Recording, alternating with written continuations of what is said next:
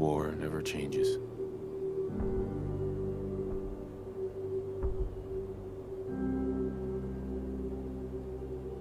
In the year 1945, my great-great-grandfather, serving in the army, wondered when he'd get to go home to his wife and the son he'd never seen. He got his wish when the U.S. ended World War II by dropping atomic bombs on Hiroshima and Nagasaki. The world awaited Armageddon. Instead, something miraculous happened. We began to use atomic energy not as a weapon, but as a nearly limitless source of power. People enjoyed luxuries once thought the realm of science fiction. Domestic robots, fusion-powered cars, portable computers. But then, in the 21st century, people awoke from the American dream. Years of consumption led to shortages of every major resource. The entire world unraveled. Peace became a distant memory. It is now the year 2077. We stand on the brink of total war. And I am afraid. For myself, for my wife, for my infant son. Because if my time in the army taught me one thing,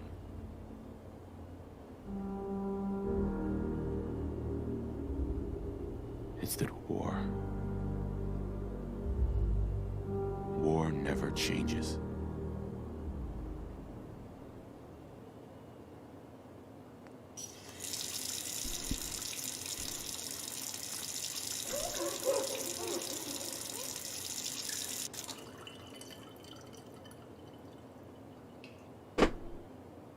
Hello, welcome one and all. Hello there, welcome. Hello to the first ever Fallout Friday. Hello, yes. I hope you can see and hear everything okay. Oh, my stick's not inverted. Ew. All right. Welcome to all of you in the chat. This is just going to be me playing through the Fallout 4s with a few alterations. I'm going to be playing very, very slowly. Very slowly. Very slowly. Yes. I'm going to have the speed set to 25%, and it's going to be more of a wandering exploration rather than actually shooting and killing and all that kind of stuff. I need to just set my... Hang on, no, I don't want to do that yet. Yeah, it's not going to be... I'm going to be wandering... I'm going to do lots of shooting and killing, but I'm going to be wandering around and just exploring the world and giving you a break for 3 hours. But welcome. If you've never seen one of my streams before, I'm going to sit and play this game each Friday and hang out with you guys in chat. It's really just a chance for you guys to hang out in chat and have a good time. As always, though, very quick shout out to all the people that make all my content possible. emodels.co.uk and Goblin Gaming, my two corporate sponsors and supporters. Links to both those stores in the description below the video, and of course to my patrons, my Patreon supporters at patreon.com/model making guru. They make this whole thing entirely possible because they pay my wages, so welcome to our patrons. And of course my new members. My channel now has memberships. As you can see, some of the people there have got a little green model making guru logo, and they're doing little custom emoticons. They're members. They're supporting me directly via YouTube and not through Patreon. If you want to become a member, click on the join button that's below this video or on the homepage. You should do that, shouldn't you? Yes, you should do that. Yes. Nodding my head really hard with his controller. You should do that, yes. But anyway, let's crack on. So, let's go on. So we're going to start with the game, and I'm literally going to start from the beginning. Now, this episode will be a lot of prattling about, let's be honest. I've got to get in there. I'm going to be playing with some cheats just to make life easier for you guys to watch. So I'm going to be using some small numbers of cheats so I can get some decent weapons right from the start, boost my skills a little bit, and then, you know, get myself some decent modded weapons, and then I can just explore them. But I'm not going to do lots of cheats like, you know, give myself infinite caps or anything, or infinite strength or anything like that. You know, I'm not going to be cheating the actual game. I'm just going to be giving myself some kick-ass weapons. So I do have a lot of mods installed. Anyway, let's crack on. Let's start with the character generator. I'm not going to spend 2.5 hours, as Paul thought, generating my character. I'm just going to go for some default faces and see who we get. I'm just going to see... God, they all look kind of weird. As it's Bethesda, of course, nobody looks normal. Everybody looks kind of weird in a weird way. Nobody looks actually normal at all. They all look slightly scary and malnourished. Could go as a lady, I suppose. Maybe. I don't know. Would that be weird, playing as a woman? Playing as a female character? Nothing wrong with it, of course. What do the female characters look like? They all look equally weird and inbred. Yeah, Bethesda have never been able to get their faces right. They look worse than the blokes. But yes, welcome to one and all.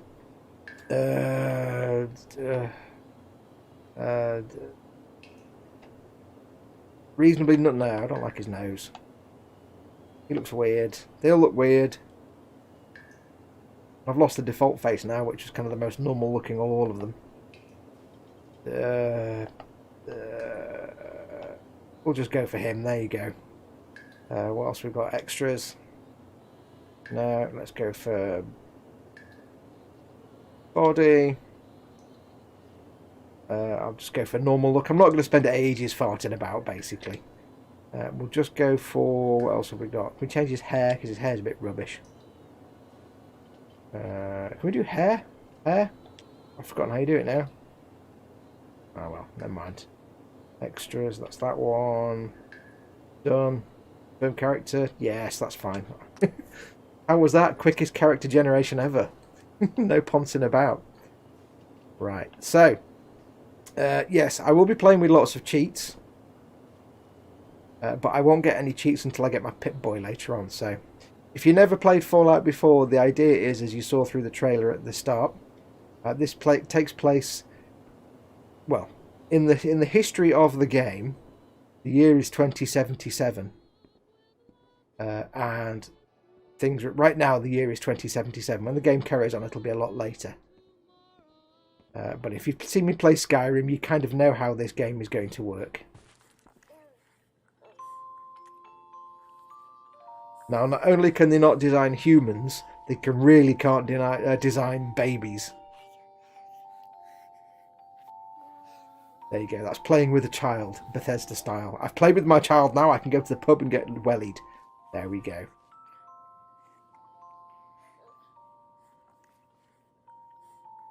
I didn't do anything. Okay. Then I'll throw back to Fallout 3.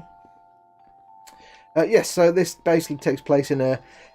If you imagine in the 1950s what the 1950s Americans thought the future would be like in the 2000s, that's the setting of this game. It's the world of the future according to good morning, sir. Your coffee. 173.5 degree Fahrenheit. Brewed to perfection. Of course, sir. Now, do let me know if the volume is good enough, or too quiet, or too hot. Enjoy your coffee, sir. I had a lot of problems setting up this stream. The other thing is, I've got a mod that silences my protagonist, so you don't hear him talking all the time, so you won't hear him say things. But don't worry, there'll be a few silent pauses when I do this sort of starting of the game bit, because he's supposed to say things, but he won't. Oh, sounds like someone made a sticky. I shall attend to young Sean. You know, I was nervous at first, but Codsworth's really good with Sean. Unseasonably warm temperatures continue with a high of 56. Wow, look at you.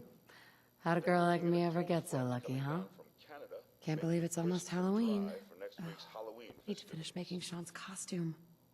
Looking in on next week's forecast, we have a high of 52. I'm going to have some subtitles. I'm just going to double check we've got subtitles.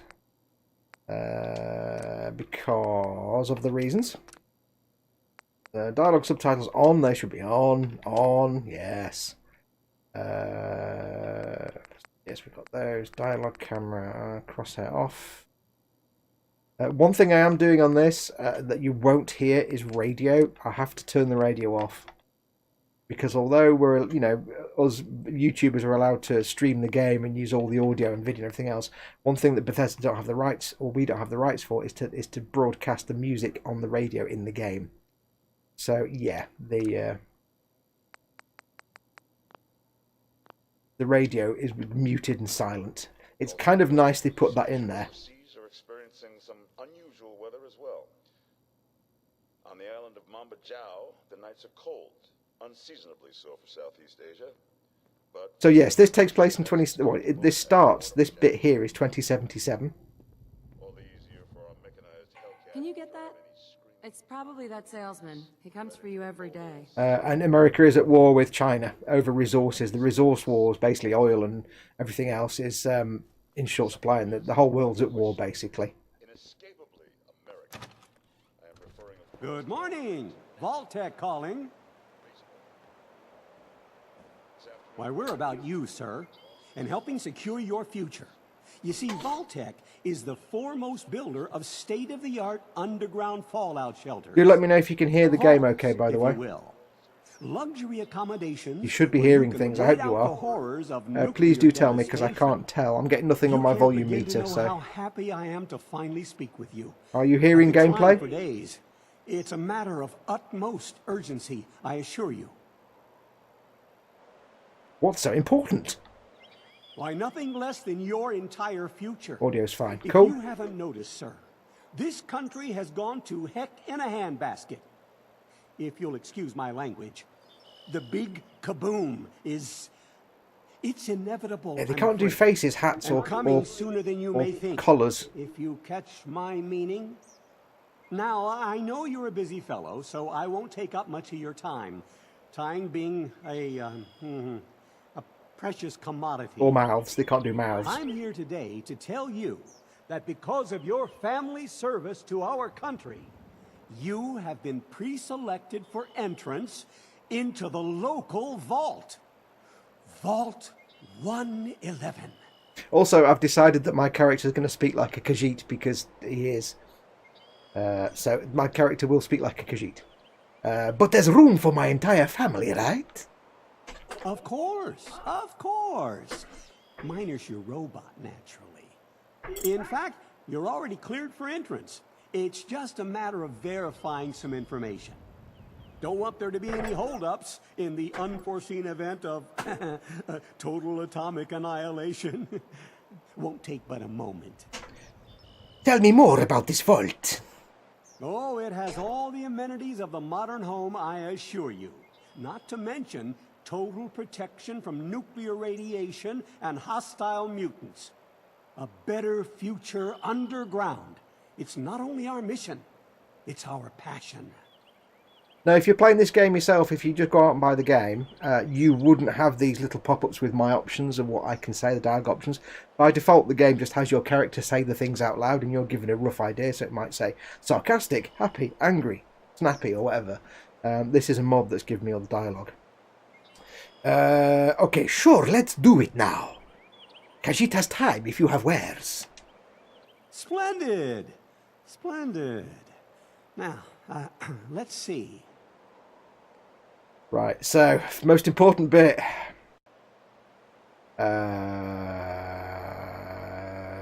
Think of a name. Think of a name. Think of a name.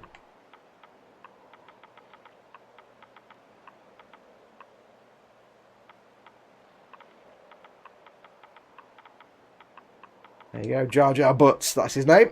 Decided. Now, in this game, your robot can actually, they have a list of something like 10,000 different names or something, and if you put in a name that's one of them, it'll actually say your name. But if I call myself Fox, it says Fox, but I'm going to call myself Jar Jar Butts. Now, this is where in Fallout games, they're basically RPGs. I can set all my stats. Unlike Skyrim, where you do it all as you go along, this is kind of, you have to set some stuff to start with. And it's tricky because you kind of, I mean, over the course of the game, you'll put points into all of them and you'll get them all maxed out. But yes, Call him Buttocks, Mr. Arse, and BNT says Jar Jar Fox. And I said, no, we're clearly on the same page because it says Paul at Team Annette. Welcome, Paul, by the way. Right, so I'm not worried about carrying stuff because I will have infinite carry weight anyway. So I want perception so I can see bad guys. 1, 2, 3. I'm going to go through and give myself 5 of those. 5 of them. Intelligence affects my experience points and also things like my science skills, which includes things like hacking computers and things. Agility, I'm a big sneaky type, so obviously I'm going to put points into sneak. Strength, I want to put some in, but not too much because I'm not going to be worrying about carry weight and I'm not going to be doing a lot of melee attacks. So, charisma, I want points in charisma.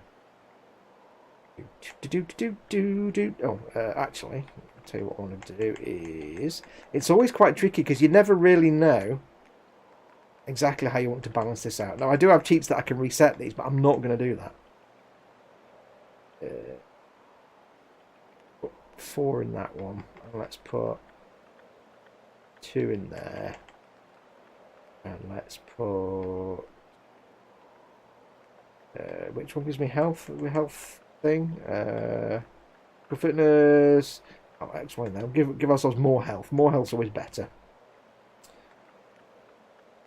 That seems fairly balanced. Fairly balanced. Playing like is in real life. Infinite carry weight of epic cheating. I will go through when I get the Pip-Boy, I'll show you the cheats I'm going to use. Literally, I'm going to have the only cheat I'm going to have is infinite carry weight because I'm not going to spend a lot of time doing settlements and stuff. But I like collecting the loot and selling it. So that's the only probably cheat. I'm going to give myself some extra skills and perks at the start to make some weapons, but then I'll actually take those perks back again because I don't intend to boost my level or anything like that. I'm not going to be cheating like that. So that's going to do. That'll do it. I'll probably regret it. I always have infinite regrets when I set the points in these. Let's do that. Wonderful. That's everything. Just gonna walk this over to the vault. Congratulations on being prepared for the future. Always creeps me out the way he's a little bit weird and creepy and like, hi, please buy my thing.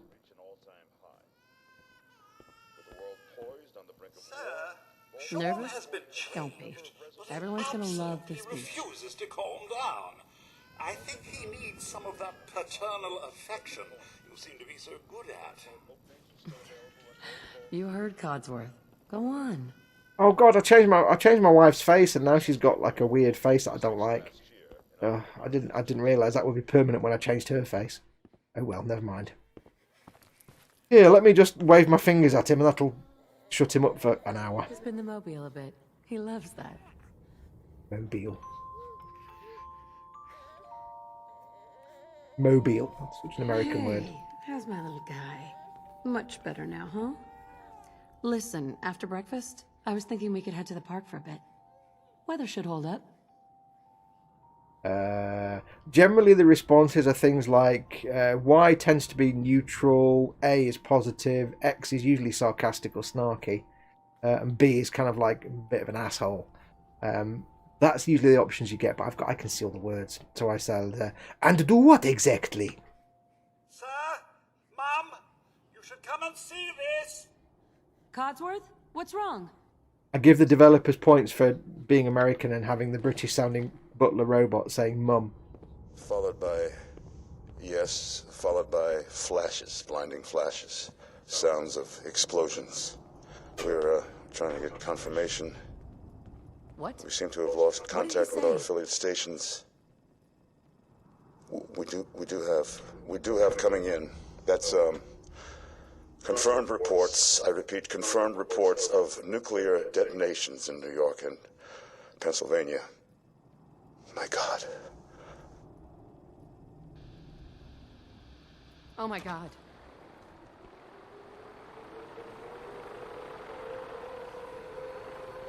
And your family as well, sir? Oh, my. Residents of Sanctuary Hills, if you are registered, evacuate to Vault 111 immediately.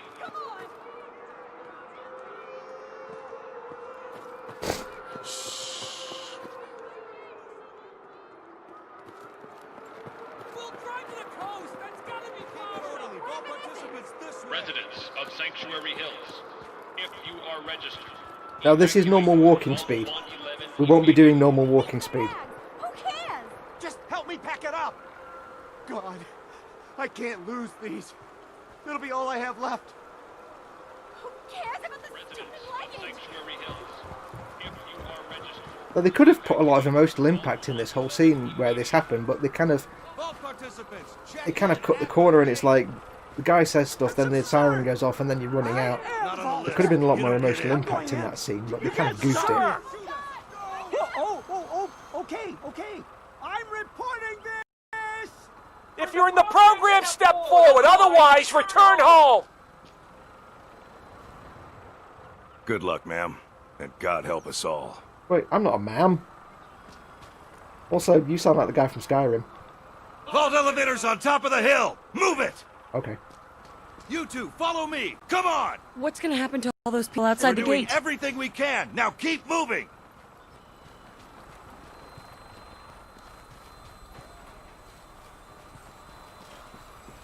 Step on the platform! In the center!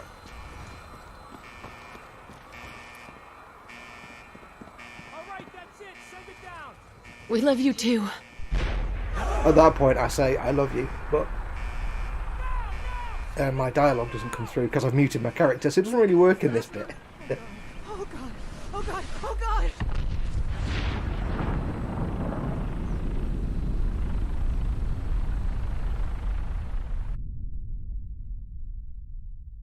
Candyman from Mongo says, sirens like that went off when in the town when he was a kid. I clearly remember my blood turning to ice. They used to test the sirens around here every few weeks, like once a month. That was a nuke. We did it. A goddamn nuke. We made it. We're okay.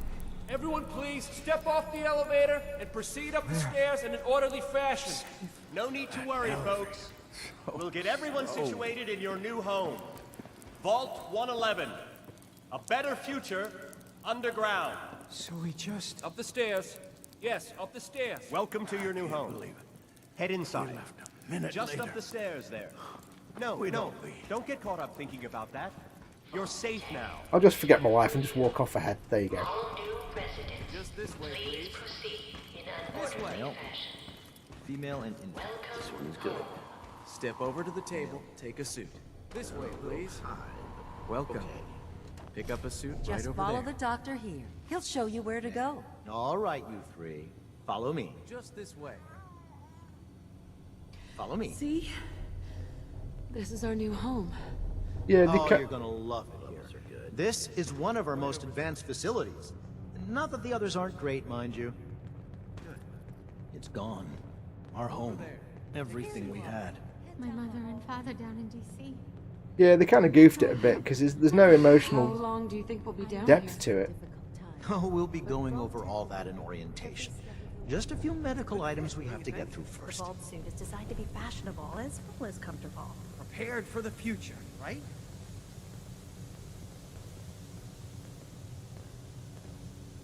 This way, please. Just step in here and put your vault suit on. Honey, Wow, that's the quickest getting dressed I've ever done.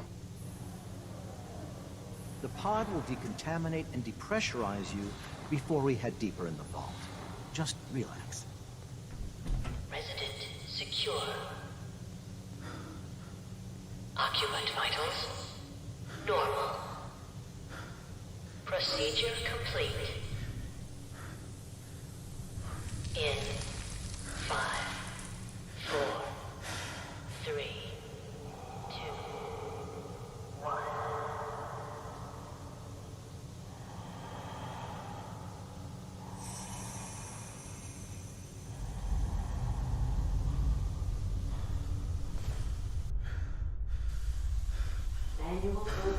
I'm sure that woman's voice is the one that did the HEV suit voice in Half-Life. Major fracture detected.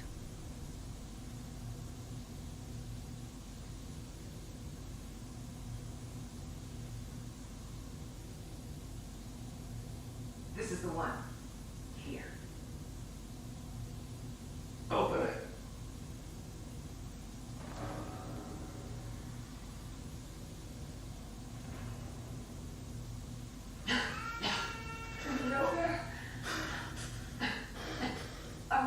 Almost. Everything's gonna be fine. Candy Graham says, yeah, it's the same voice. I thought so. I know her voice when I hear it. I'm only gonna tell you once. I'm not giving you Sean!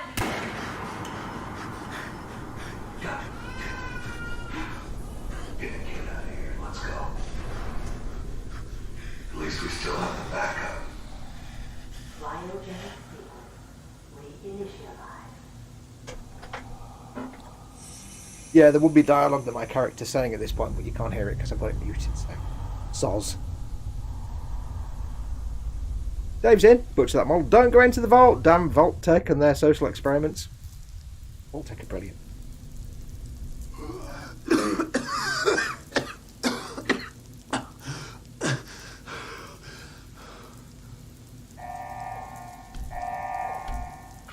Failure in cryogenic array. All residents must vacate immediately.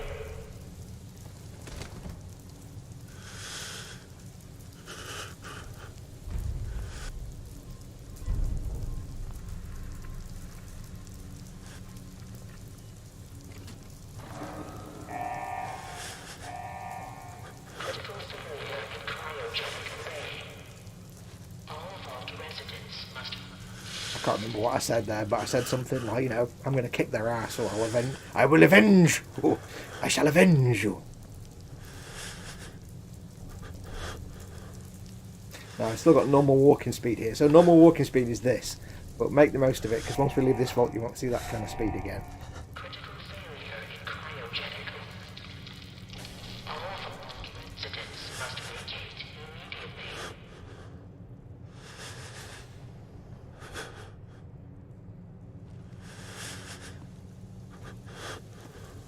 It's been a long time since I've actually played this start of the game, so I'm exploring now because I've actually forgotten all the things in here.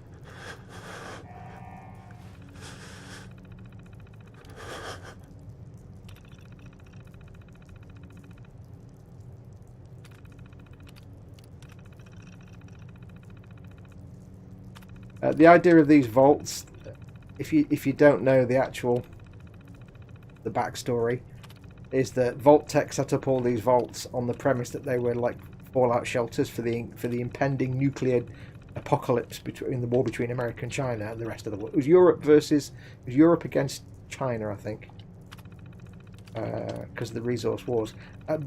They tout them as a way to, you know, protect people, and there's hundreds of vaults all across the US. In reality, there was nothing of the sort, and they were all bizarre social experiments. They were all designed to test different things. Like, you know, there's a vault which is like 99 women and 1 man. There's a vault that's full of gamblers, and they've got like not very few food supplies, but lots of alcohol and gambling equipment. So there's like, you know, there's all weird, twisted stuff going on. Take all the things, because of course I will.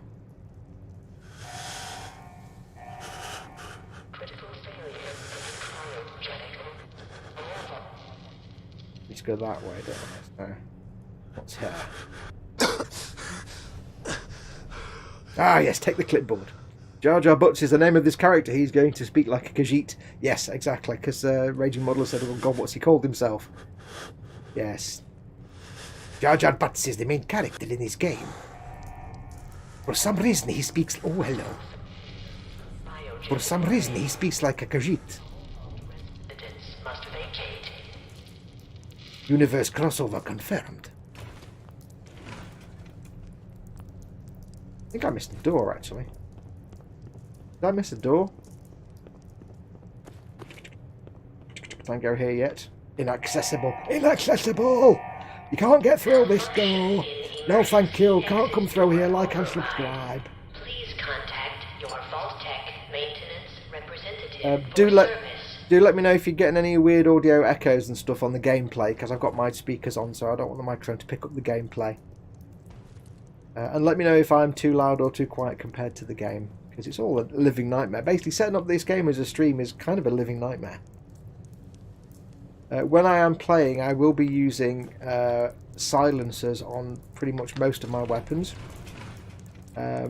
It does have a gameplay benefit, but there's a more important reason I'll be using them, and that is basically, if you try and stream this game and you want all the environmental audio and conversation and dialogue to be audible, the gunshots are really, really loud. So, yes. Dexter's Crafter's in. Welcome, Manat. Everything seems fine, cool. Welcome to Royalty 111 is designed to test the long-term effects of suspended animation on unaware human subjects. That's why they said we were going to be decontaminated in the cryovault machine, because it's Vault-Tec and they want to mess with you. Security staff are responsible for maintaining installation integrity and monitoring science staff activity. In no circumstances are staff allowed to deviate from assigned duties. Insubordination or interference with vault operations are capital offences. Security staff are authorised to use lethal force. Yes. Candygram says, unaware. Yeah, that's the important word. Upon activation notice from Vault-Tec, all personnel are required to report to the entry area and assist with admittance of Vault residents. Security personnel will maintain order and ensure that no personnel or residents attempt to evacuate the vault.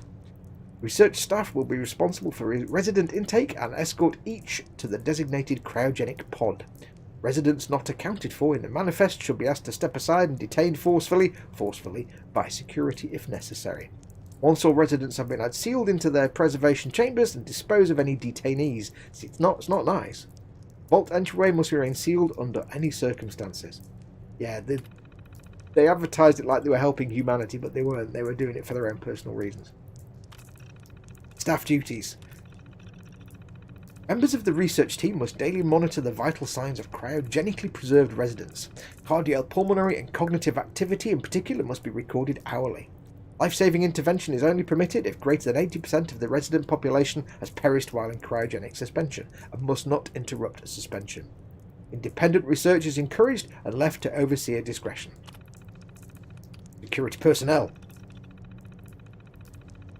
Security patrols are to be carried out on a constant 8-hour rotation. Security priorities include monitoring for signs of intrusion, checking for atmosphere leaks, settling disputes amongst personnel, enforcement of regulations set forth by the overseer, enforcement of regulations set forth by Vault-Tec.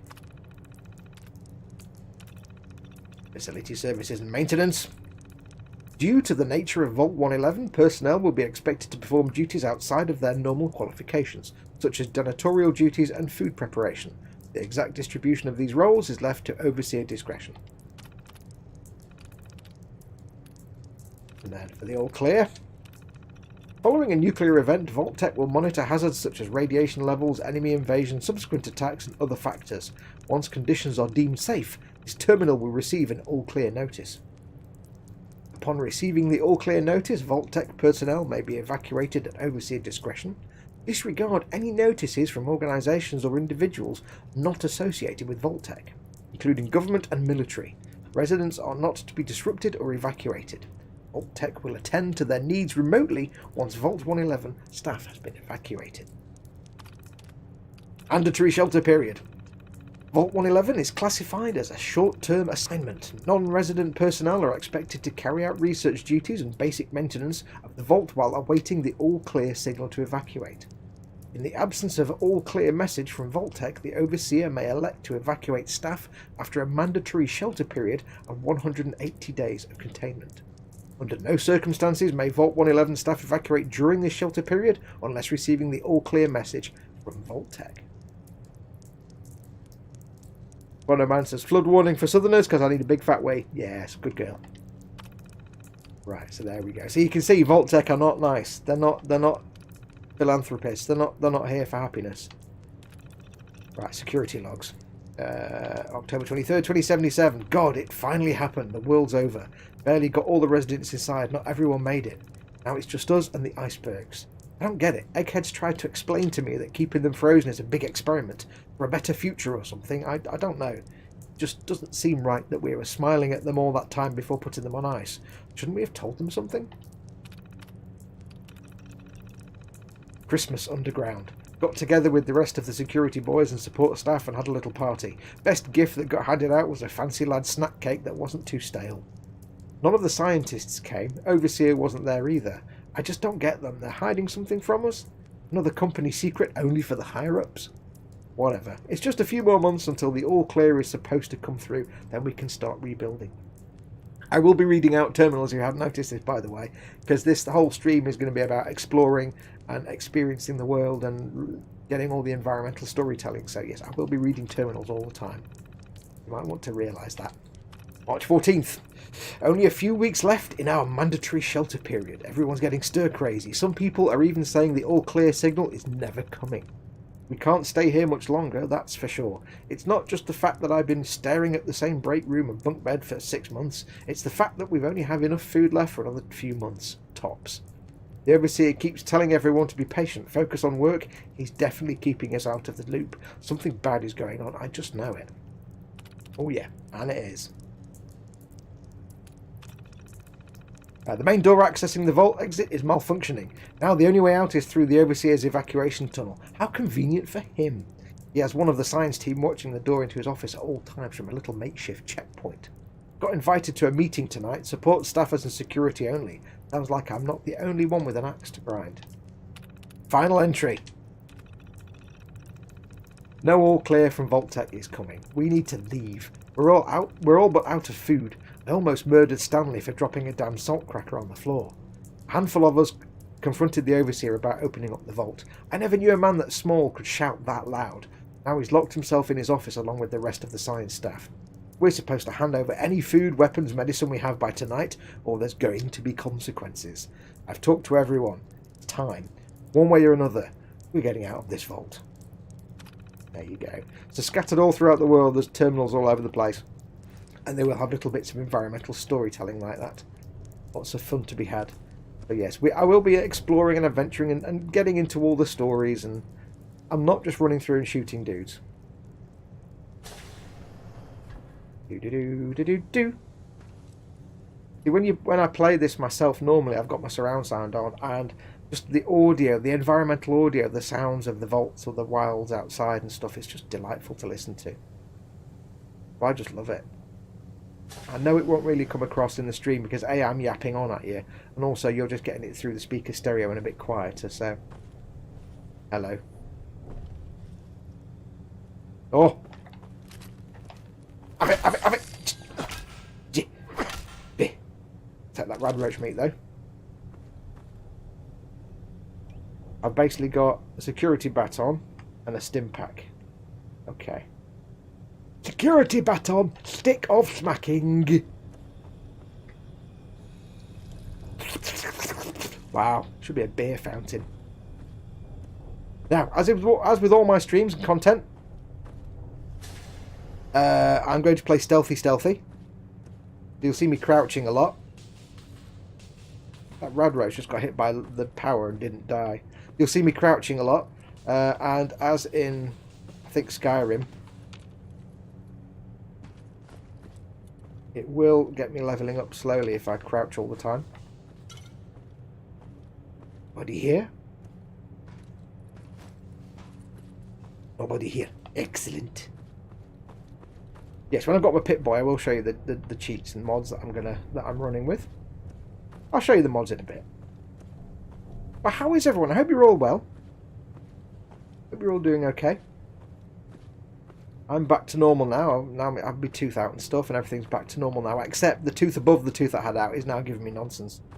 I think I might have to go back for another tooth extraction possibly in the next few weeks. Ugh. Can't win. Can't win. Is there anything here of any interest? Jar Jar Butts, junk collector of the wastelands. That's me, Jar Jar Butts. Thank you very much. Is there anything in these? No. Nobody in here. I don't need to crouch when there's no coffee cup, beer bottle. Taking all the things, thank you. Putting them in my big box. Ah.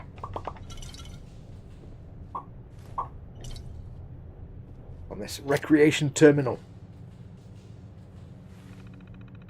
Why do you need all the coffee cups? That's William Rayborn. He doesn't, but he can't help himself, says Team Inept. Yeah, basically, in all Bethesda games, you sell stuff to make money.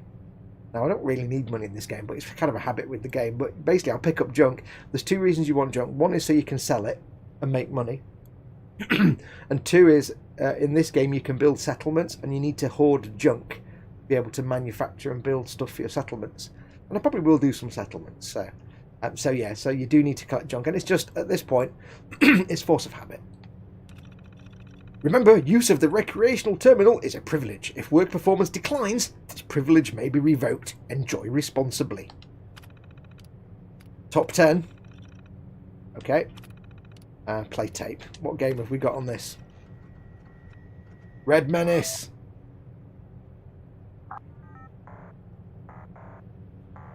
That's the cool thing about this game. They actually have actual games on some of the terminals. It's quite cool. Basically, it's Donkey Kong, isn't it? They're all obviously relevant to the... and I'm spawned. Toast. My first death, and it wasn't... my first death was in 1983 playing knockoff Donkey Kong. Fantastic.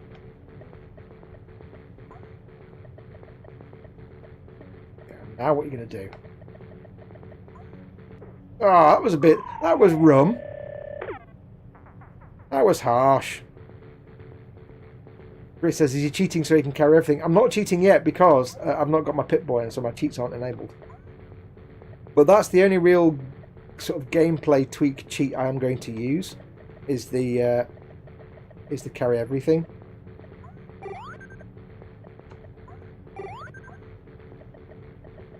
I'll just get to the top of this and then we'll crack on to the next bit.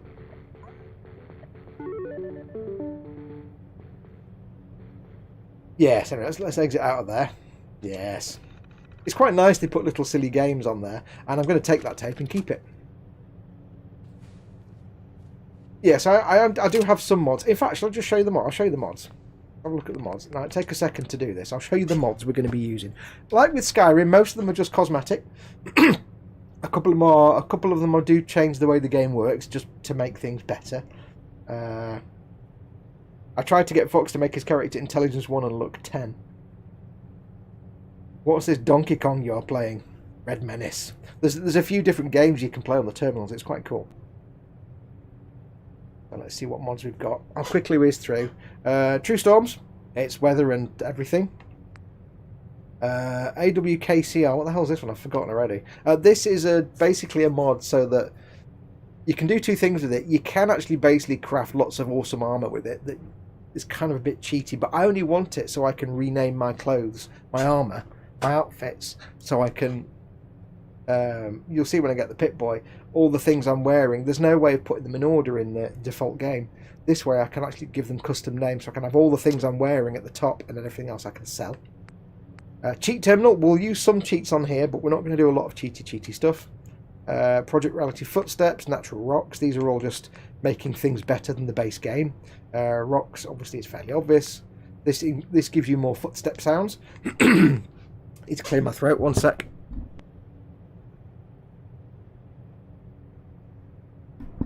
Take a swig of water because my voice is going. Instabel is just a thing for settlements. Silent Protagonist, this is one of the mods that stops my character talking. One of the things that a lot of people hated about this game was that suddenly Bethesda gave us a talking character, which you've never had before. In the past it was like you got all your options listed in front of you like I am at the minute with this mod. It gives me the speech options. In this one it will just say happy, sad, angry or sarcastic, and you don't know what you're going to say, and it really messed it up, so nobody liked that. Some of these are fairly obvious. Hush It just means that there's less waffle from the sort of random NPCs. Let's have a look. More Explore. I've got a few that give me more things to explore. More Explore gives me more locations and buildings. Boston FPS Fix. That fixes the frame rate when you get to downtown Boston. There's some stuff for Far Harbor, which is one of the add-ons. We've got some lighting and stuff mods there. Infinite ammo for companions. That just means if I've got a companion, I don't have to keep giving him ammo. A pain in the bum. World bits and changes. Realistic headshots. This doesn't change. Doesn't really cheat the game, but it means that if I hit somebody in the head, it actually kills them. which is good. Let's have a look what else we've got. Most of these are just mostly cosmetic. Field of view boost gives me a better field of view than the default vanilla game. Gunsmoke, it makes it interesting because you get a big cloud of gunsmoke and you sometimes can't see it. It's quite cool. Let's have a look. Unlimited carry weight, yeah, I've got that one. Invisible jetpack, I'm probably not going to use that too often, but it does mean I've got an infinite jetpack if I want to go anywhere. More interiors and landscape things. I'm going to be, depending, my weapons of choice are going to be the Mauser family rifle pack and the M1 Garand. Now I can't get the M1 Garand till level 17. Pain in the bum. Why give people a weapon in a mod and then restrict it to level 17? I don't quite get that, mod makers. And this one gives me the Car 98, which I'll be depending on. Not only am I going to be walking slowly, I'm going to be using slow firing weapons that are a pain in the butt to aim, just to make things interesting. Zombie Walkers turns all the ghouls into zombies, and I'm going to set it so they're headshots only. There's more weather and story stuff. What else we got? More dialogue stuff, more things to explore. Key Nuker just puts all my keys that I pick up into a little folder in my Pip-Boy. It's just tidying up of the Pip-Boy menus. Audio and stuff, more days and nights. Lowered weapons, it means when I'm not aiming my weapon I've got it lowered a bit, which looks cool. I've got a dot crosshair in the game, default game. The crosshair is massive and rubbish. I've got it swapped to a dot, and in fact I'm playing without a crosshair. What else have we got? Dog meat avoids combat. I've got some settings for one of your companions' dog meat, because in the game the companions are a bit of a pain in the bum. And then a follower stealth distance. One of the real limits of this game is when you've got a companion, it's great, but they tend to walk in front of you and get in the way, and it's really annoying. So somebody's actually come up with a patch to make them not sort of walk in front of you when you're trying to sneak about, which is really annoying. So yeah, most of them are cosmetic. There's only really the cheat terminal and the infinite carry rate one, which is anything remotely cheaty. Is that a door? No, it's not a door. Right, so that's there. We have to go through here. Now my sneak skill is rubbish right now, so everything's going to see me from a mile away.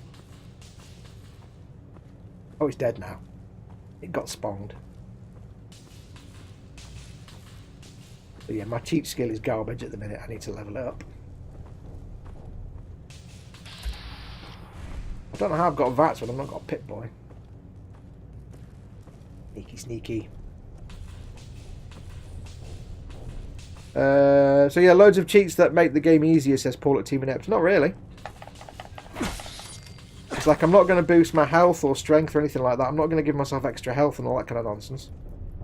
I'm not going to give myself invincibility or anything along those lines. I will temporarily boost up my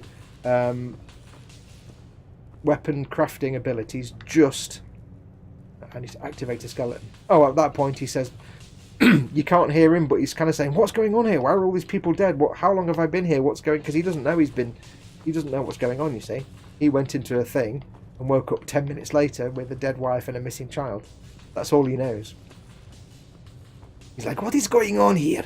Why is everyone dead? It's only been 5 minutes. I don't understand." Remember, he's a Khajiit, remember. Power attack. Oh. Ah.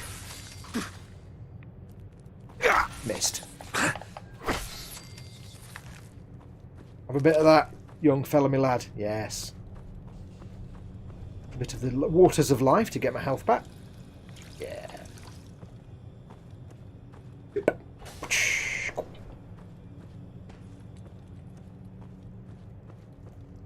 At some point I'm going to need to go for a wee, because I think I might need to go for a great big wee in a minute.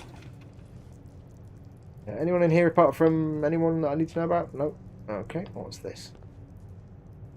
Nice terminal, okay. Not here. Hello. Well, hello.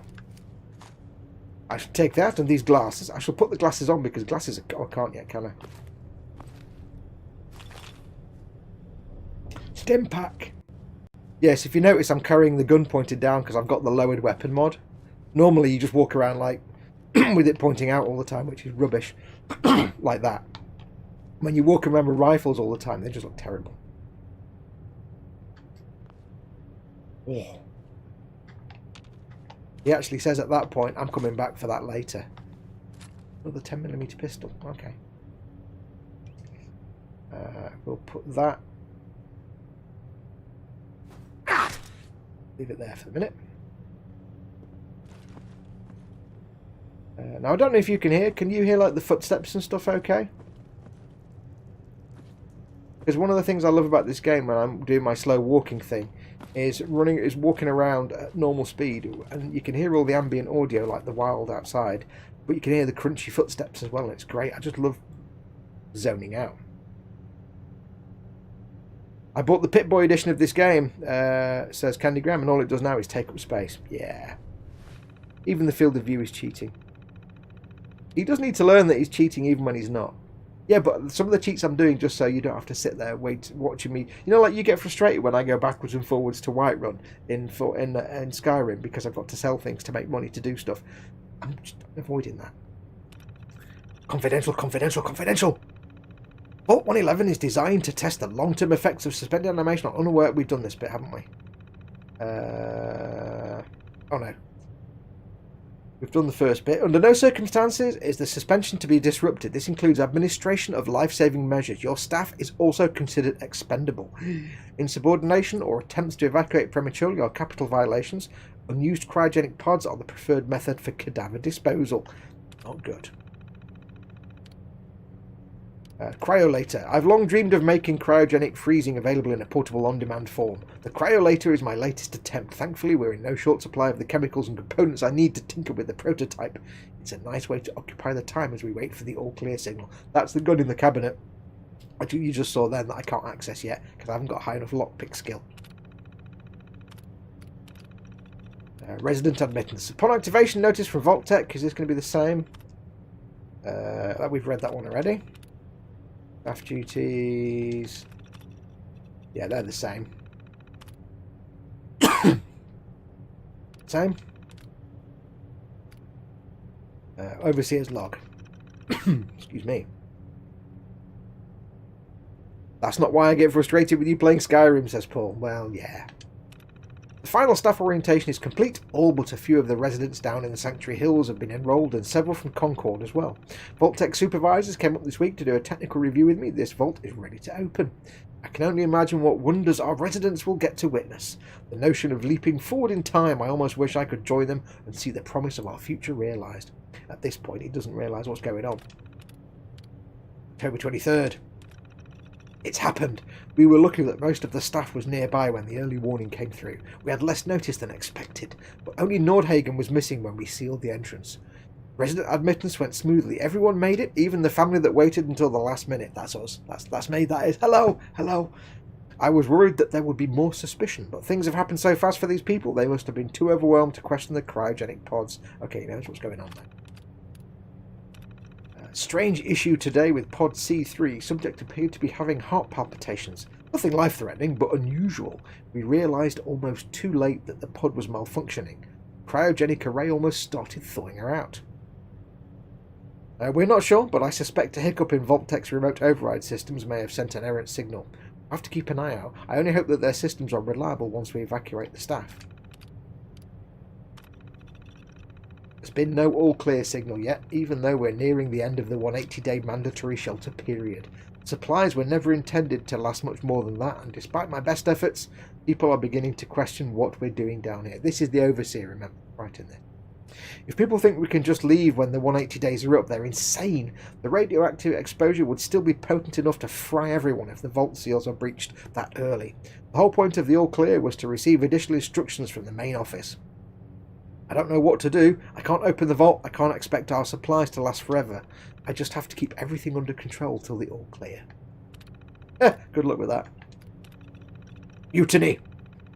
A faction led by the security personnel have turned on me, demanding they be allowed to leave the vault. Idiots! I will not open the door to be irradiated to death out there. I'm consolidating the remaining supplies, putting the staff on lockdown. We're going to have to start prioritising who deserves what little food we have left. I've been too damn generous with the rations. People don't like it, well, that's fewer mouths to feed. Yeah. harsh. Oh, I need to press the button, don't I?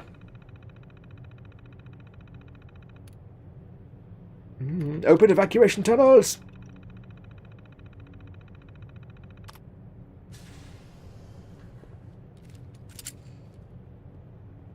Now let me know if this is too loud. That shouldn't be too bad, I don't think, should it? That's not too loud, is it? Cool. Now what I need to do, before we go anywhere, I need to go for a great big wee. So, I'm going to turn my microphone off and go for a great big wee. Not here, obviously go to the toilet. And I shall be back in a moment. So, please enjoy for a moment the little be right back thing that I spent about 3 hours making. Back in a minute. Hang on, microphone's not off. Mistake, wouldn't it?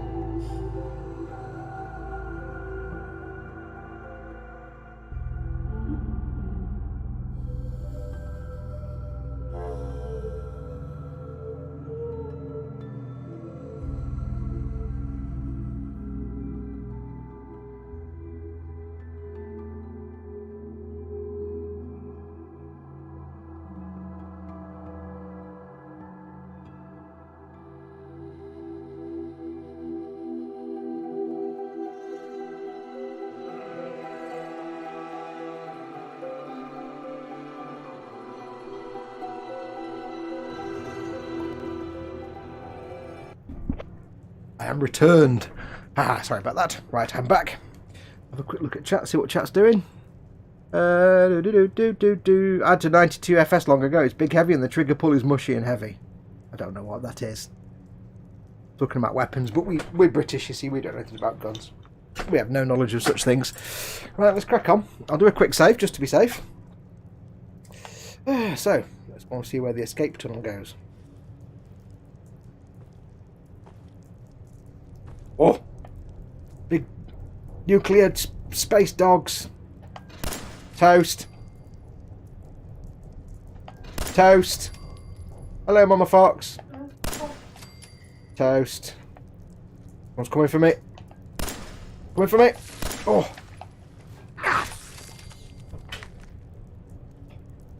It bit me with the face biting. Oh, there's a broom over there. I didn't even notice. Well, hello, super secret bathroom, bedroom thing. I don't know. Yeah, I know why Paul was trying to get me to go for Intelligence 1, Look 10. Because they've done this game in such a way that if you give your character virtually no intelligence, your dialogue options change. And your character becomes a real, like, duh, kind of idiot Neanderthal character, and your dialogue options change like that. So it's quite good the way they've done that. I like the way they've done that. Right now, don't get used to this walking speed.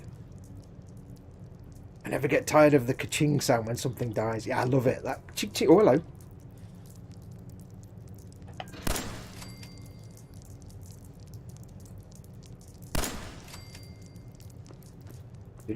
Now, if you've never played a Fallout game or a game like this before, one of the Skyrim game, when you're crouched, you can see your sort of stealth status. So it says hidden because nothing's aware of me. If it says caution, that means that something is aware. It's going to give me all the tutorials, isn't it? It means that something is aware of me but doesn't know where I am. And if I get the actual, if it just says danger, that means something's aware of me and knows where I am and I'm in trouble. Now when it's a rad roach, it's not the end of the world. Is there anybody here? No. Are you a cop? You must tell me if you're a cop. How's the video coming out, guys? Is it looking okay? Roderick was eating that man's butt, and he's just a skeleton, which is gross. Yeah, how's the video quality? Because although I'd love to have some kind of Elgato capture card that I can stream from, so you get proper full, beautiful video quality, I don't have one of those. So you're stuck with me streaming from the console to my PC, and then I'm doing a display capture from the PC to the internets. So yeah, not the best in the world. It does mean that sometimes it will go a bit pixelated. Hello, Mama Fox. Sometimes it will go a bit pixelated, especially if I move fast like that, and you'll get a bit of pixelations on your YouTube stream. So I do apologise, but unfortunately, hello, that's a strong cockroach if it could shift a skeleton out of the way. Unfortunately, it's the best I've got. So I did look into capture cards, even like little basic Elgato ones, but unfortunately, first of all, they're like hundreds of pounds, which is not ideal.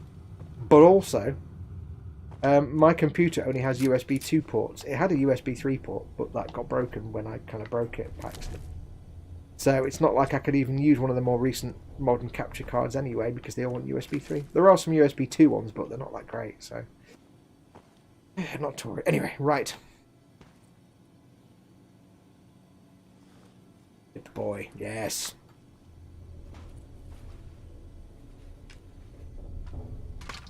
I don't know what this is, but I'll stick it on my arm. Clearly. I love all the hard drive noise. Turns it on.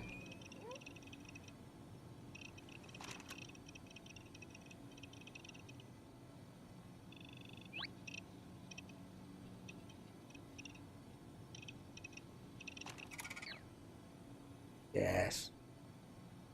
Right, so I'm just going to turn off all the tutorial things, because I don't need to see the how to play the game things all the time. I don't know which one they're in. Play. Controls? No. Gameplay. You're going to tell me somewhere? Audio. Won't be an audio, will it? No. Where's the one that says, don't show me all the how to play the game things all the damn time? Oh, well, never mind. Not to worry. Now, you'll notice, by the way, the Pip-Boy is a beautiful orangey yellow colour. I've set that specifically because the first ever job I had, was working for the DVLA, the vehicle licensing place, where I was using, back in the early 90s, they didn't have... Right, you need to go away, tooltip. They didn't have computers in those days. They had dumb terminals, which were just like linked to DVLA Swansea, and they were proper old dumb terminals with the orange screens like this. Just like this is one of the reasons I love Fallout so much. So I've recreated that perfectly. Right, so we've got a pistol, which I'm going to put there. Rooted baton, we'll keep it where it is. I'm not really going to use it much anyway. Now, let's have a look. Now, I do have the cheat terminal.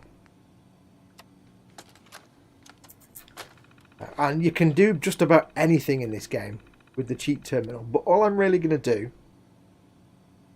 is I want to change my walk speed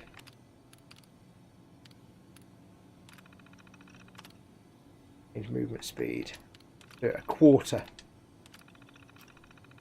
And companion, I want to change them as well. I haven't got a companion yet, but oh, never mind, I can't do it yet.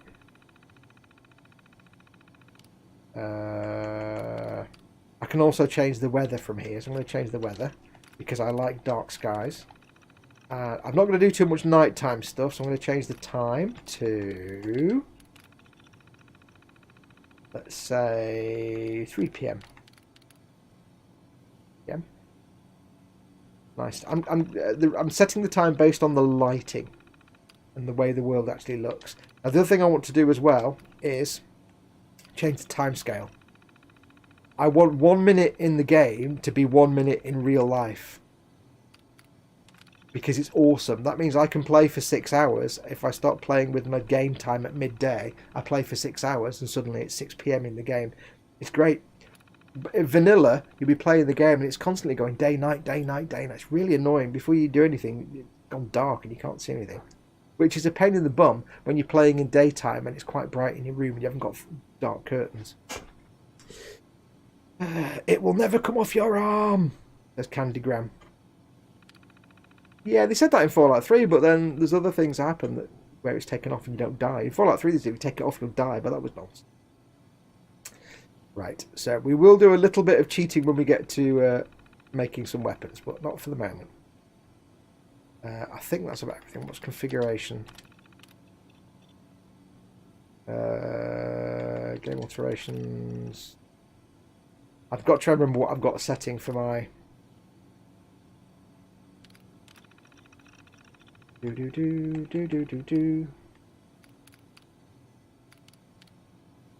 Oh, that's what I want to do. Occasionally I may need to give myself some stuff, so I'll give myself like thousands of everything if I need to do that. Like if I want to fill a, workbench or something. Right. Right, so what I've done is change my walking speed. Please note, no cheats. I've not cheated. Look at the state of those nails, says Ian Thompson. I know, they're minging. They're actually pretty good considering he's been asleep for 200 years. 9:01 AM, which is not correct because I've just changed the time. That seems wrong somehow. I've literally just changed that. Current time is 3 PM. Maybe it's just because I've not come out yet. There we go. It's 3 PM on the 23rd of October, 2287. Remember, it was 2077 when I went in the vault. What, 100 and odd years? Yeah.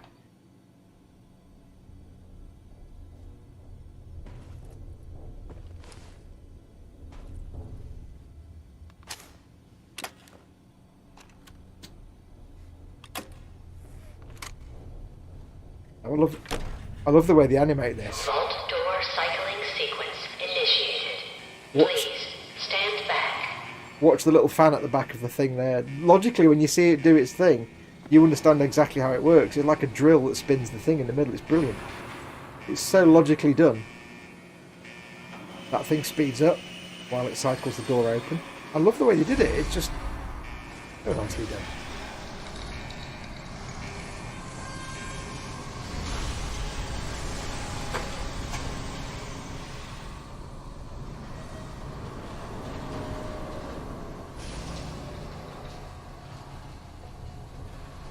That's a great animation, that is. I remember reading a thing about... Oh, by the way, this is now current walking speed. This is our walking speed now.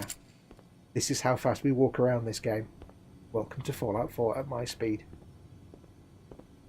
I can run, but it doesn't go much faster. I can go into third person and run a bit faster. But not much.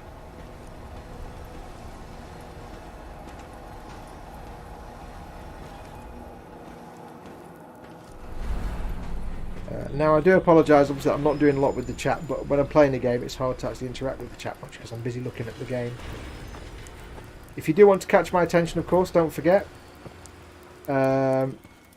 you can put your comment in big fat capital letters, put the whole comment.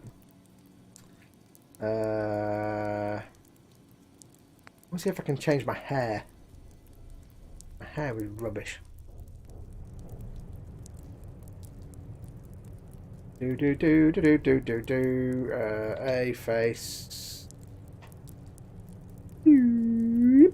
Oh, there we go. That's how you do it. Style. All the hairstyles are kind of rubbish, really. They're all kind of a bit pants.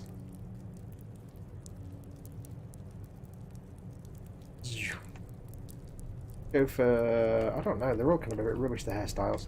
Yes, we're an hour in and out. An hour and 10 minutes in and I'm going back to doing my character. I think a bit of a Bob Ross going on. Not really Bob Ross though, is it? Not really. Not a great big massive afro, it's just hair.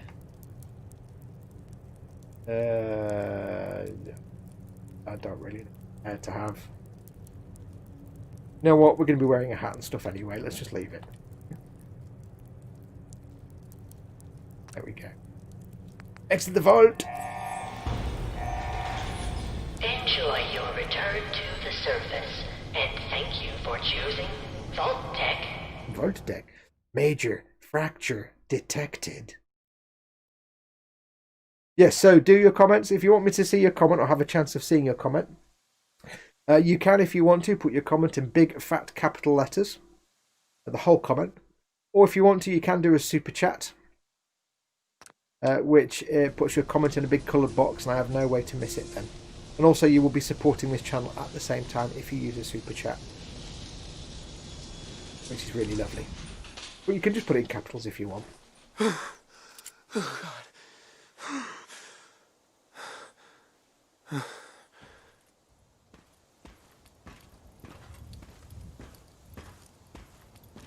I kind of chose this walking speed because it's the most closest to a slow amble, and also it matches the footsteps, which sounds a bit rubbish otherwise. This is where we came in the vault all those years ago. Can you see the stickers? Yes. There's Chris putting up the grumpy fox head.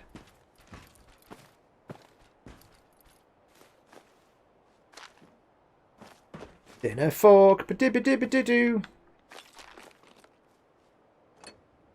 Yeah, so if you want to, you can do a super chat, I say, which helps support this channel. Talking of supporting the channel, don't forget we now have, or I now have channel memberships, where you can become a channel member. There's two options. I think it's $1.99 and $4.99 a month. And a bit like Patreon, there's little benefits. If you become a member, you get the little icon next to your name, like you can see Chris at Gross Models has got there. Which changes depending on how long you've been a member. All the ones are green at the moment because it's all like, you know, that's your first month. Oh, I've got grenades, have I? Do.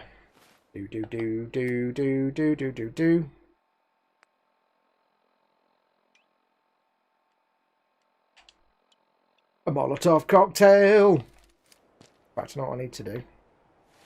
I need to put that.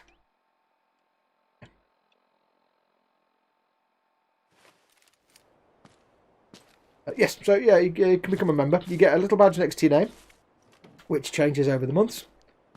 Up until I think it's 24 months when you get a gold one, because you're a gold member. Gold member. And you also get, I'm making various things early access and available to members. So if you're a member, if you're a $1.99 member, you get access to eModels videos a week in advance, ad-free. When people watching it on the eModels channel will have to watch it with adverts. And some news and announcement videos will also be ad-free for $1.99 members. $4.99 members get pretty much everything a week early ad-free. Not 100% of every video, because some things like the Warhammer Conquest and Partworks and stuff, I had to do that. They're done instant release, so there's a few things that will come out instant, like, you know, news updates and stuff. They wouldn't be done ad-free, but basically it's ad-free content. Everything that goes up for most people, for members, like for patrons, they get it ad-free a week early, depending on your level of membership.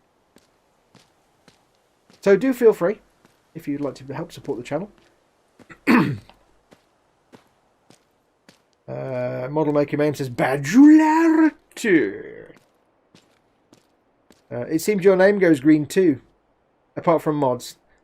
Oh yeah, Skullfish's name has gone green. Oh yeah, I suspect then, because basically there's different badges for different tenures. So if you've been like a member for like a month or 12 months or 2 months, they're different colours. So I guess your name changes colour. You see, Skullfish has got a green badge. Thank you very much, Skullfish, and thank you to everyone with the little green badge today. Very kind of you. The reason I set that up was because YouTube suddenly said I could do it, which is brilliant. Because you need 30,000 subs to do it, but I've got 24, and they said you can do it now. I'm like, okay, yay. But also, a few people have told me that they want to support me, but they're not keen on doing Patreon because it's American, and they're like, yeah, I don't know, and exchange rates and stuff. So if you've ever had that doubt, then you you can become a YouTube member instead. Patreon has a few more benefits, but at least it has the advantage that it's a YouTube account and it's your own native currency. On that note, Patreon will be introducing more currency options in the next few weeks. So if you're in the UK, for example, you'll see your Patreon amount in pounds, not dollars. It may look a little weird in the future weeks if you're a Patreon supporter. Suddenly it'll be like, you know, so many pounds and pence rather than like, you know, $1. Or, you know. Just so we shouldn't be watching this yet until next week. Why? What's next week? I've lost that thread. What happened? Now, I do have various environmental mods. If you play the base game, you won't see all this lush greenery. I've basically done as many little graphical tweaks as I can to this game on Xbox. Big God rays. Obviously, if you've got this on PC, you can have a billion mods, and it's much more awesome. But on Xbox or on PlayStation, you are limited. Now, as with Skyrim, if you're looking at getting this game and if you've got the choice of PlayStation or Xbox, and you're interested in doing mods, I love that sound, then do keep in mind that as with Skyrim, you have a lot less options for mods on PlayStation, because PlayStation don't allow mods that have non-in-game content. So for example, they'll allow a mod that uses existing in-game assets and sounds and files. They will not allow a mod that gives you a whole new weapon that isn't in the game. Like my M1 Garand and other things. You wouldn't have that mod because PlayStation are like that for some reason. So if you remember from when we started, this is Sanctuary, where I came from.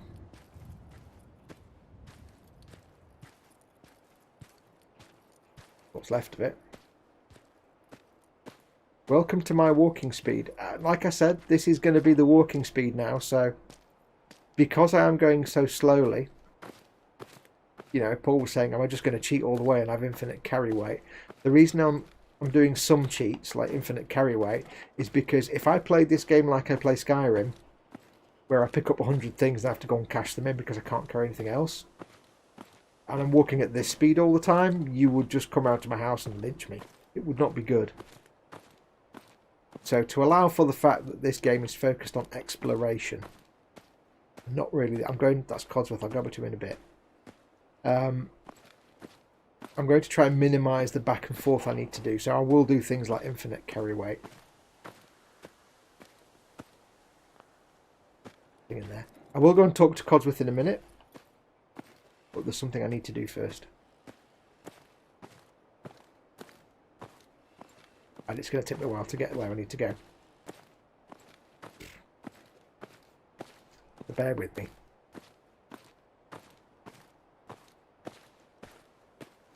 The neighbourhood seems a little less vibrant now, says Candygram.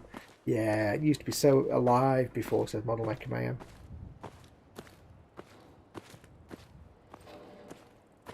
So how are you all anyway? This game being done slowly means we all have a chance to have a good chinwag. You might be wondering where I'm going. I'm heading to the root cellar, which I think is behind this house. I think. I could be wrong. Because if you remember earlier on, I had a couple of weapons mods installed. One of them is the Garand M1 that you won't get till level 17. And the other one is the Mauser family pack. And this is where they are. You come in the root cellar, they're in here. So we have the Upham's Mercy, and we have a Mauser 98. We'll also take everything else in here. And what I'm going to do in a minute, I'm going to do a little bit of cheaty stuff in a minute, just in a minute, but only a little bit, and then it's temporary. I'll take it back again.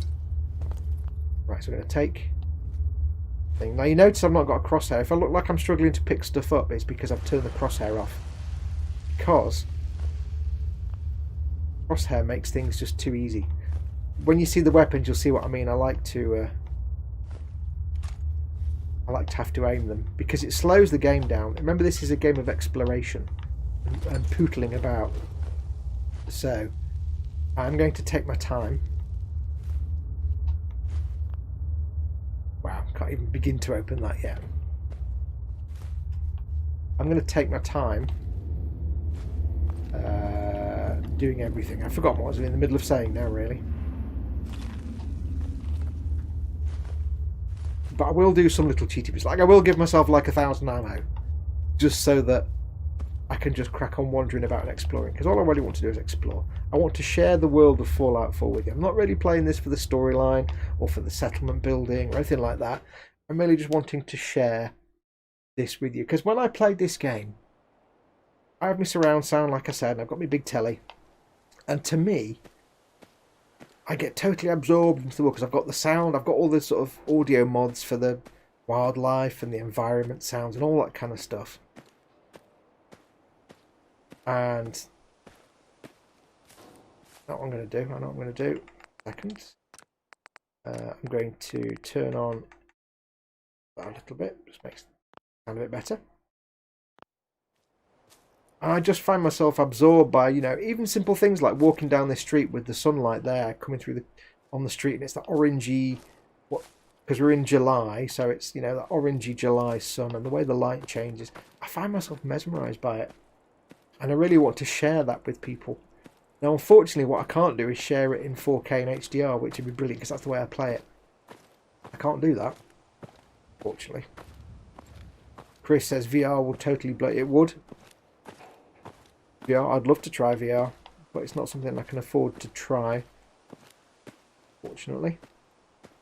I've had the conversation with Chris about it. A lot you won't know, but basically I don't have stereoscopic vision for various reasons. I know what I'm going to do. I'm going to do something slightly cheaty now. I need to take that.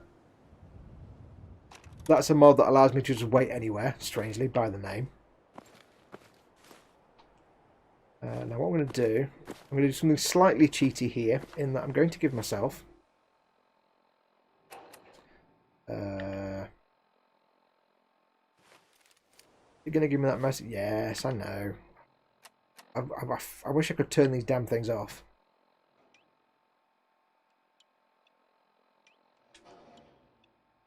Oh, it's going to make me do all the things so I can learn them.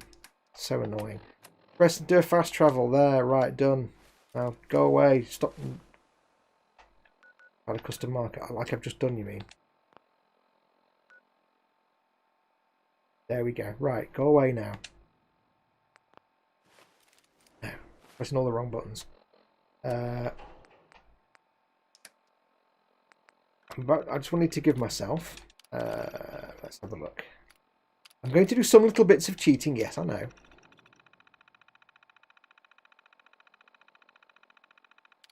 I'm going to give myself every component.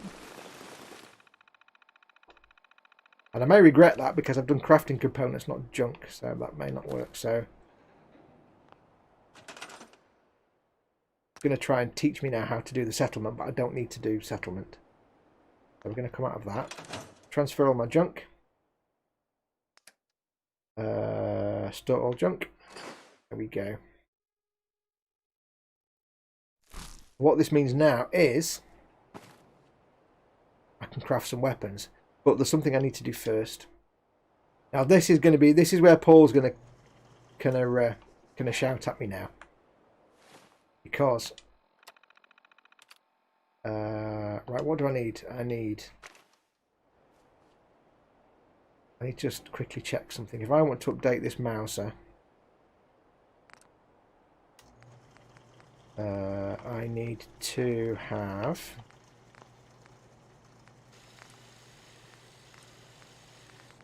gun nut. I need to have just gun nut, because these are weapons I'm going to stick to the whole game. I'm not going to be picking up weapons and using them and modding and stuff. So what I'm going to do is I'm going to come out of here. I think. Also, there's another reason I want to be able to do this right now, and that is I need to add a suppressor to these. Because of the way this game, like I said before, the game audio, if I didn't have a suppressor, it'd be a bit of a nightmare. Right, so I want to give myself... I think gun nut comes from intelligence, I'm not sure. There we go. There's only temporary. I'm going to give myself. I'm going to max out gun nut. There's logic to my logic, don't worry. Upham's Mercy is 500 damage. So what I want is, to start with, I've got a pistol, I need a rifle, and I need a sniper rifle. So Upham's Mercy we're going to make into a kick-ass sniper rifle.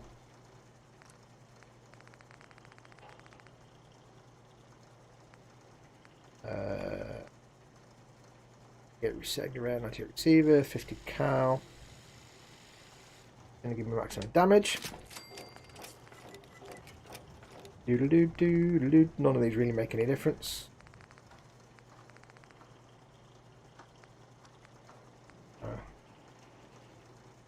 Better recoil. It's one of the good things about this game is the weapon modding. Superior recoil, we'll have that one then. Gewehr full stock. Don't really change much. It just means I get superior recoil and better aim with scopes. Now, because I put all that junk in the workbench, I can do these mods now. I need to collect all this junk first if I do. Magazine. That one. Standard sights, no, I want the long scope. And no muzzle, I want the silencer. There you go. I've got ooh, I've leveled up. Woohoo! I've got that. That's going to be my sniper rifle. My normal regular rifle. I'm going to go for the 50 cal Gewehr receiver. 40 barrel. Marksman stock. You can see in the right there, it's got like better recoil, superior recoil. It'll improve either the stats on the left, like fire rate, range, and accuracy, or it'll improve some of the like tangible things like that. It's a superior recoil and stuff. Magazine, I want to be the trench mag. Standard sights will do absolutely fine. I think they're the ones I want. I'll check in a minute. I'm never sure which sights are the best ones. I think it's the Car 98 sights are the better ones. On that, I just want the bayonet. Seitengewehr AZ bayonet. Now what we'll do with the pistol, I will scrap one of the pistols. For this, what I will do is I'll give myself silencer.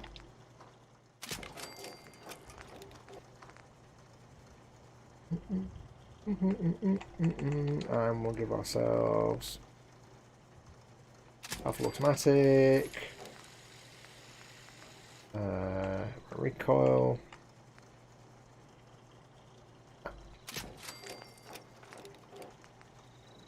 and we'll do a quick eject mag. I won't be keeping this pistol for long. This is just like a fallback until I can get the Garand M1. We'll go for a reflex sight, I think.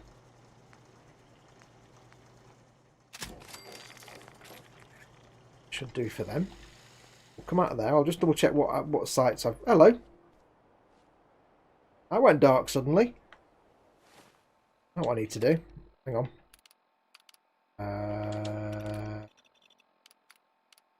I've got to remember where the hell this thing is now. I can make it so that time doesn't pass when I go into the workbench. Because that's suddenly like 8:17 PM. That's not right.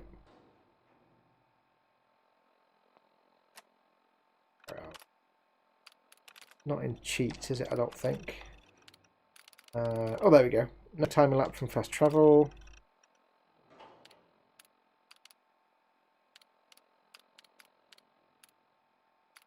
I'm going to turn off sway.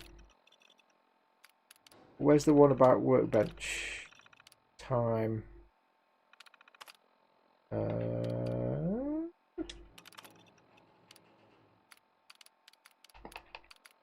Time shouldn't pass when I'm in a workbench. Time scale. 1 real minute is... Oh, 1 is 20 minutes. Oh, that's wrong. It didn't save the setting, that's why. There we go. 1 real minute equals a Fallout minute. There we go. Right, it didn't stick for some reason. That's why time passed. Say.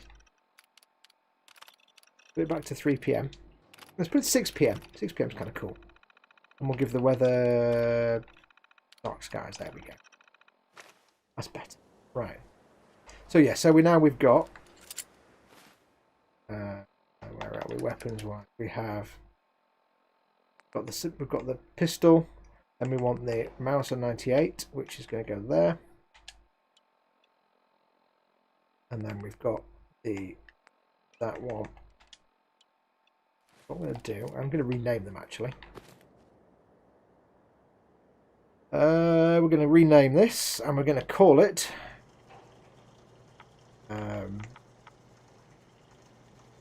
Beam Popper.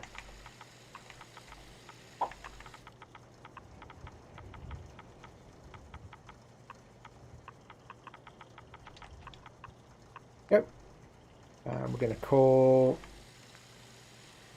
big sniper rifle. What should we call the sniper rifle?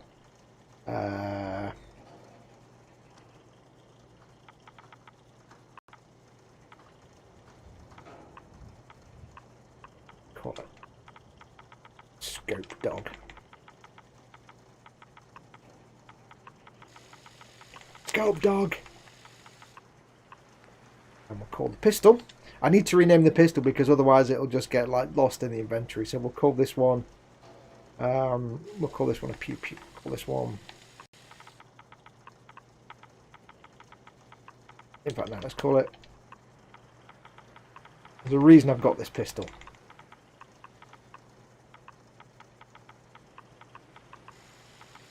Hopper. There we go. We'll get rid of the security button. We'll scrap that. Yeah. There we go. So I'm going to stick to these weapons. I'm going to keep these weapons basically. So there's my pistol with a little bit of a reticle on it, a bit of a ACOG sight. We've got the bean popper, which is not the right sight, so I'll change that in a second. Which is my Car 98, and then we've got the sniper rifle here. Excellent. What I need to do is change that scope sight. I did warn you when we started this. This is going to be a slow episode. With not a lot going on. This is the setup episode basically. We want the Gewehr 98 standard sights. Let's try those.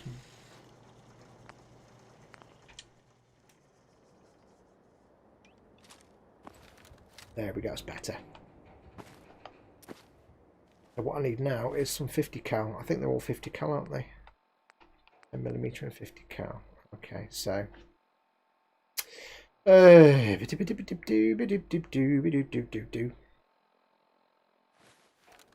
now I do have a mod here that I'm going to show you, but I'm only going to use it like maybe once or twice. This is a mod called Dr. Mobius's Cellar.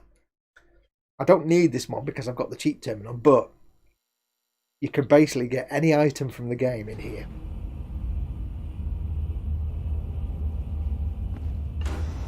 You've got all these ever refilling well, they don't seem to be working for some reason. There we go. They're basically endless stores of things. But you've also got downstairs, if you're interested in doing this, downstairs you've got like workbenches and stuff, like an armor bench and other things and bits and bobs. I just wanted to show you this. I don't need this because I can just give myself the ammo some other way. Standard guns, where are we? Standard guns, I want some 50 cal rounds.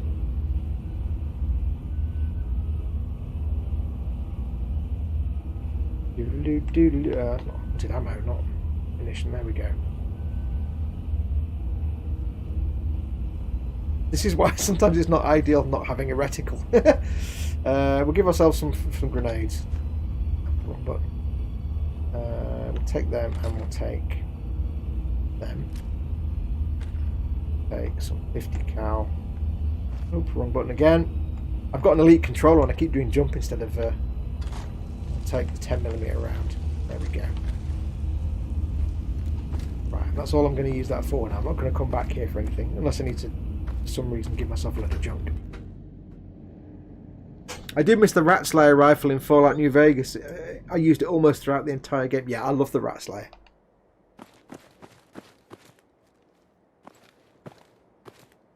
There we go. So now I'm kitted out. These are the rifles I'm going to stick with, basically. I've got the beam popper there, which is my standard rifle. Scope dog for my sniper, and I will replace this pistol with a Garand. And then once I've got that, apart from like a fat boy and a shotgun, I kind of need. But I'm not doing lots and lots and lots of cheating, as you see. I've done, you know, I've got myself to this point. But from here on in, it's pretty much. I need fragmentation grenades. From here on in, it's pretty much just no more cheating needed. I'm going to save quickly. Got to level up, haven't I? That's a point.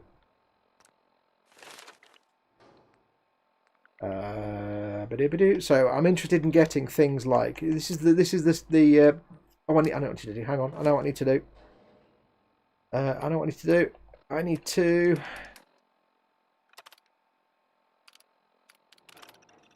need to take it back. I tried to take it back. I need to take back. I want it at all. I want to take back the gun nut perks that I have added. There we go. You know, to be fair, I didn't particularly want to cheat that much, so there you go. Right, so this is what you get. These are your special stats: strength, perception, endurance, charisma, intelligence, and agility. These are the ones we set at the start. Now, you can put points into each of these. You've obviously you set them at the start by putting up to 1 to when we had the 20 points at the start. We can put additional sort of levels to these, and at each time we add a level to one of these top ones, it unlocks one of these down here. Like for example, lead belly. The first requirement, it requires endurance level 2.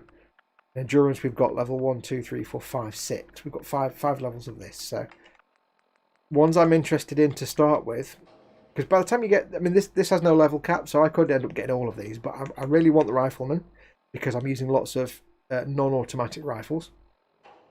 I want things like let's have a look. Fortune Finder for caps. There's other bits and ones I really want. A lot of the time I'll be on my own, so I want the Lone Wanderer because I get extra XP, lock picking, breathing underwater, that kind of thing. For now, though, let's have a look and see what I can do. Can I get any of the rifleman stuff? I can do rifleman because it requires perception level 2, and I've got level 4, so we'll go for rifleman.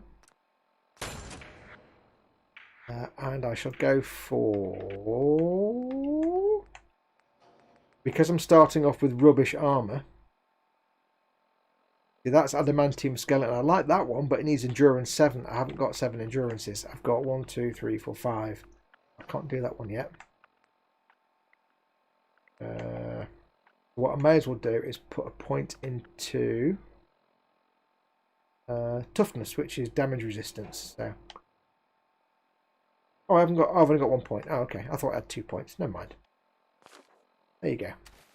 Right, so let's crack on. Save. I remember at the start we had our little robot. As I live and breathe. Oh, it's really you.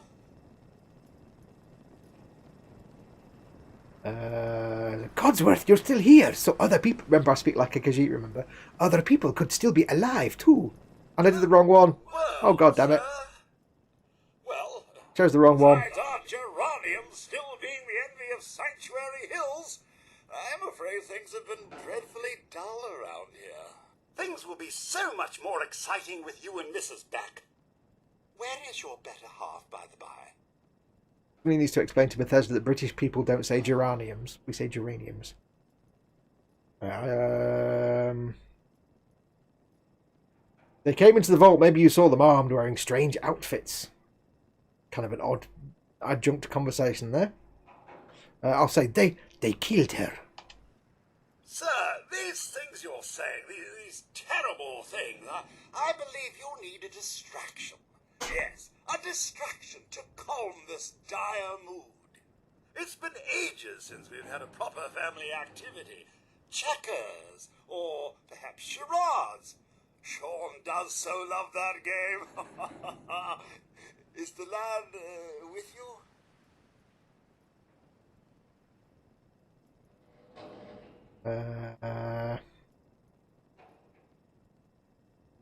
Codsworth, listen to me carefully. Have you seen him? Have you seen Sean?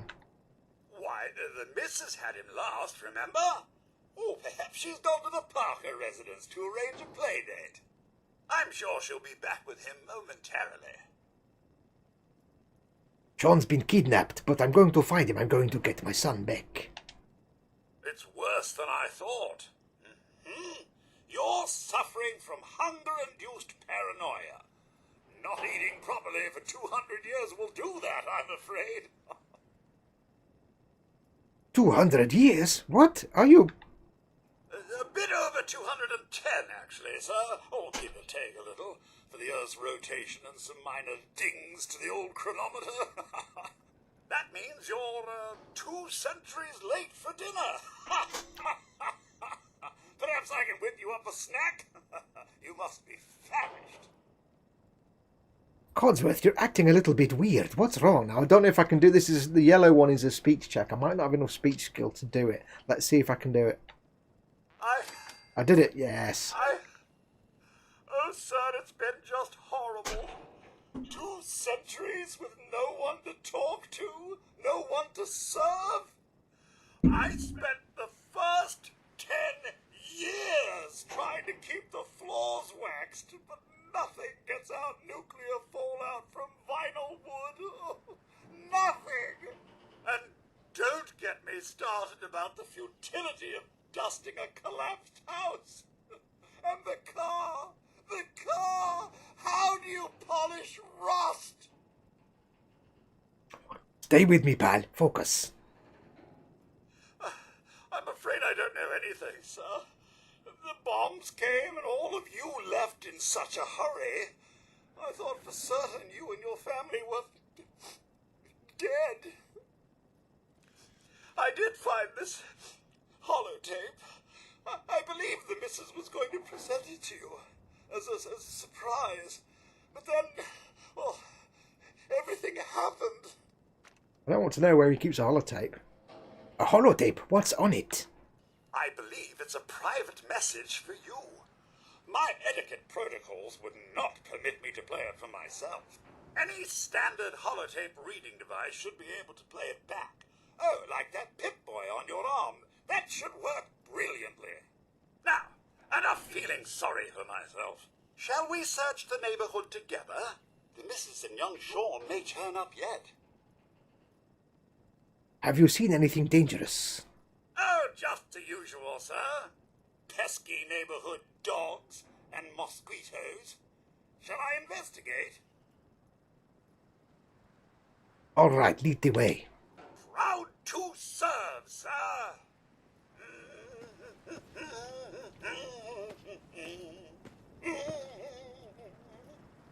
I don't know where he's going. I saw something move over there then. I don't think I've actually ever done this particular thing with Codsworth, so I don't know what's happening now. Are we going to get some bad guys? Some enemies? Ah, there's something in the house over there. Hello! Flying little nasty thing. I'm on my way, Codsworth. Remember, I'm under walking speed now. Walking speed, dear boy. We don't do rushing. My senses are picking up movement in another house. Follow me.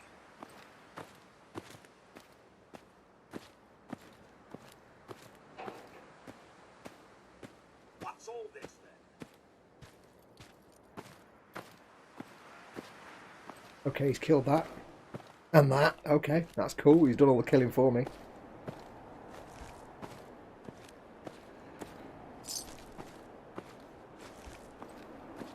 Well, quite a lot. Cool.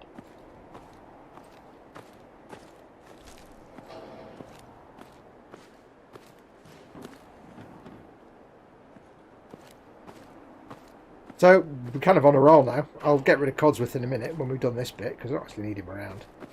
And then it's just open world then from that point. I could follow the storyline options, or I can just wander and see what happens. Can I pick a lock yet? I've got one bobby pin. It's not going to happen, this, is it?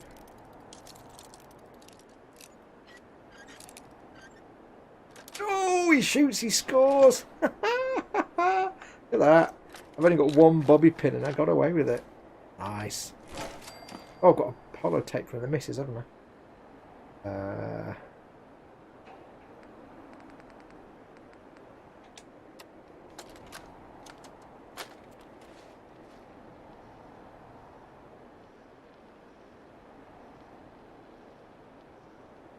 Not actually playing it. Oh, because the radio's turned down, that's why. Oh, that's annoying. Okay, that's... Hang on. We'd have to turn the radio on.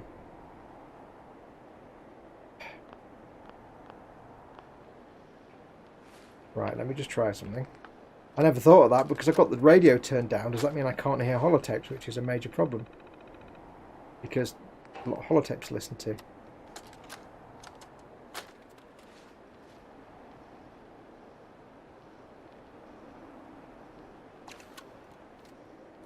Or why am I not hearing that? I don't understand. I've got radio turned up again. I better turn it back down again. So it wasn't radio then, what was it? That's weird.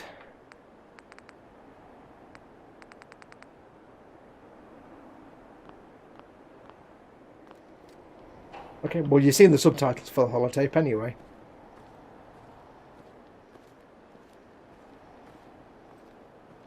Sorry about that.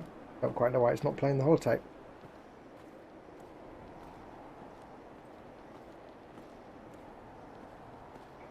Doodle-doo, ooh, Nuka-Cola, don't mind if I do. 200-year-old tin of pork and beans. It's just like the way I live now. And how much my current diet.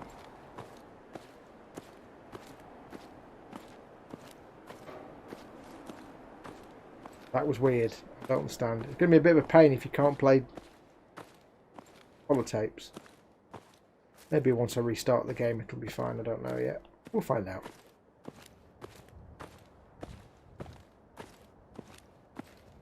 At Explore. Oh god, he's lockpicking with the screwdriver. It's a good thing his lockpicking works the same in future as it did in Skyrim. Oh yeah. It's a Manchester screwdriver, says Scaly Models.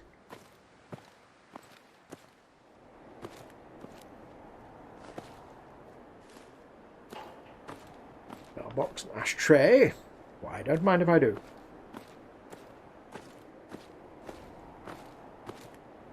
I shall look up later on why I can't hear the holotapes.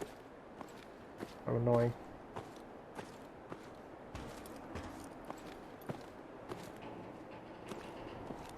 It may just be that if I restart the game with radio not set to silent, it works. I don't know. Switch to that though.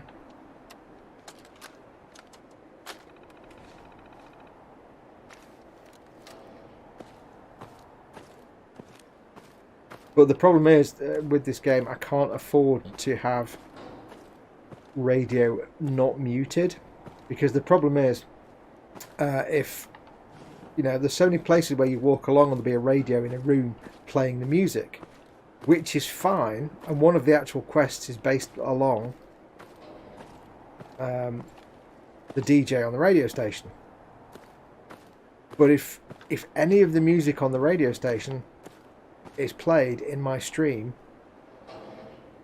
I lose monetization because all that music is copyrighted and not covered in the permission granted to stream the game.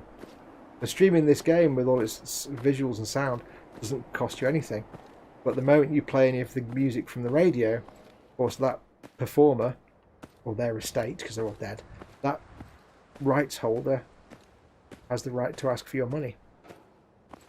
So, nice that they give you the option to turn the radio off, but if that affects the holotapes, that's a bit rubbish. There's Codsworth. I think he's killed all the bloat flies. Oh well.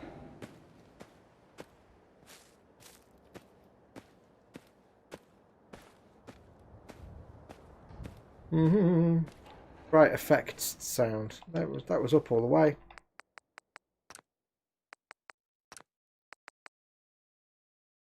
Up a little bit. Okay.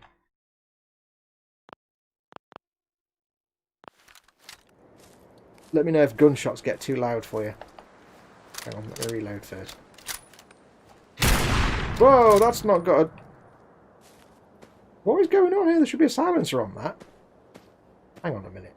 Something's not going right with this game. Hang on. Hang on a minute. Right, something's not quite right here. Oh, I know why, because I put a bayonet on it, that's why, like a spoon.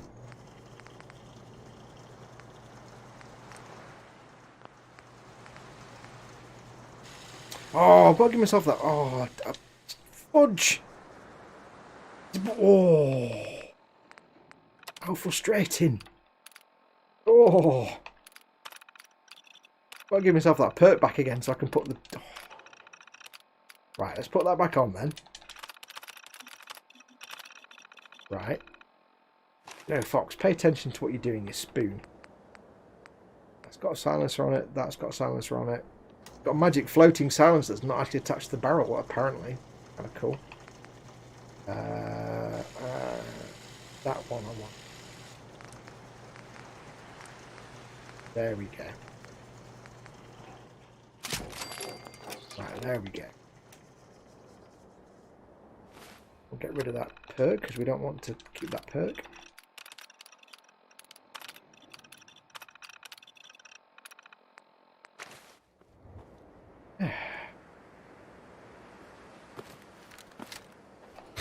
Yeah, I mean, that's not going to be too loud for you, is it? That should be fine. I am within again, just had to get my hour practicing, or I would have hated myself more than I usually do. Welcome back, buddy. If anybody else knows why suddenly the holotape isn't playing, I haven't got another holotape to check, I don't think. Well, let me generate. Can I generate holotapes? No, miscellaneous tapes. There we go. Holotags. No, not holotapes. I was hoping I could just... Tell you what. I want to make sure this is all working for you guys, so... Let me go down here. So maybe I can generate a holotape from here. Candygram says, nice and quiet, that'll be good for stealth. You do actually get benefits for using scoped weapons, silenced weapons. Right, I've got holotapes. Register, scrap, lab, kitchen. Tapes, miscellaneous. Sports, these are all weapons. But don't forget holotapes in here. Or resources. I bet I can't get holotapes in here, can I? Kind of hoping I could. Books. Oh, there you go, holotapes. Right, let's just... I'll try and find one that I know is just neither here. It's not important. It's neither here nor there.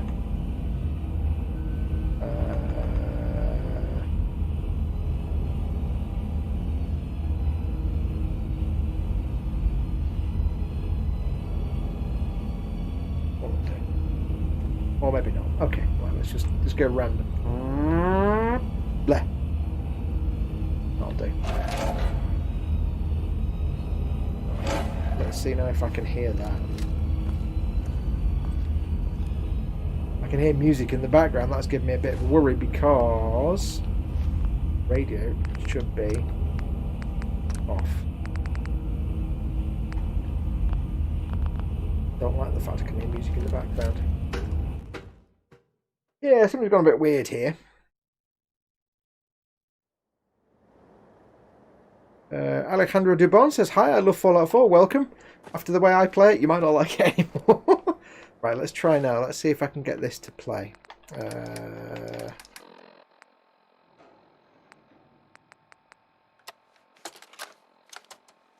Message to Alexander Strelnikov. Ah, right, that's working. Okay. My esteemed... Alright, that's cool. It may just be that holotape then, maybe. Oops, no, I didn't want to do that. Let's try again.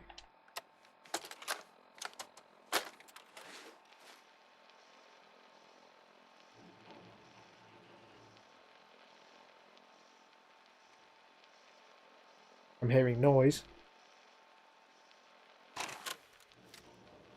I might be the holotape then, because I can hear like the radio crackle. Very weird. Anyway, let's just get rid of that. I need that.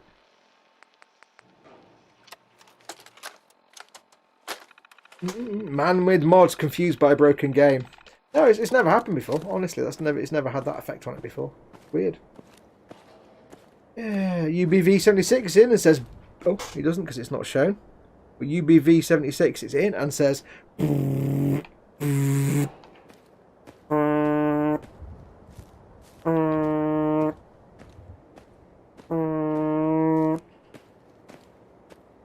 old UVB76, always good for a laugh. Anyway, how are you all? Now we're doing all the slow walking around, but how is everyone? I hope you're all well and having a good time. I hope you're enjoying this. Obviously, most of this episode has been set up and pootling about, getting everything ready and set up. From now on, obviously, we can do the walking around and exploring. And it will be very, very slow. As you're finding out, I will soak in the ambience and world that we're in.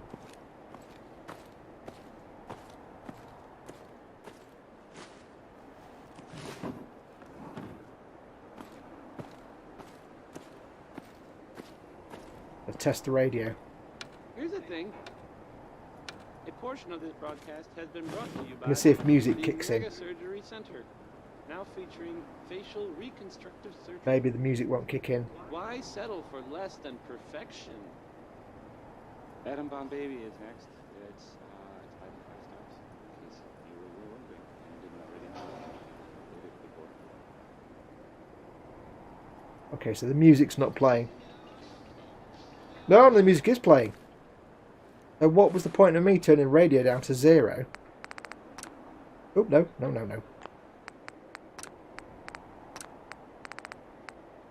If it's still going to play, that could pose me some problems. Well, we'll see. Maybe it's just radios that I turn on still have music. Whereas radios, environmental radios, don't play. We can only hope. Because if I've got no way to mute the radios, this whole project stops. Because I haven't got enough space left in memory to... I think there's a mod that gets rid of all the music, but... because the music's copyrighted, I can't stream.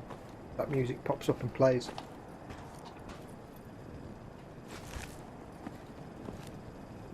Sir, your family isn't here either. They're really gone, aren't they? Thanks for trying, Codsworth. Oh, the wrong one again. God damn it. Into the city. Concord is nearby, but the people there aren't as put together as I am. Yes, although they're a bit rough. You remember the way? Just across the southern footbridge, out of the neighborhood, and past the Red Rocket Station? I shall remain here and secure the home front. There must be someone who can help you in Concord. Take a walk, sir. Get some fresh air. Yes. I've tweaked some volumes a bit again. Do let me know how it's coming across. If anything comes across too loud or too quiet, just let me know. So, in terms of actual game quests, investigate Concord. Now, we would say Concord. I don't know if people in Boston would say Concord, or I assume they'd say Concord. But in deference to the people who live there calling it their town name, I'll say Concord, even though we would bristle and say Concord. It's Concord! Never mind, moving on. Oh, I know what I need to do. One other thing as well. Things I need to set up. Beantown interiors. Remember, I've got some mods that give me extra locations and buildings and things. I just need to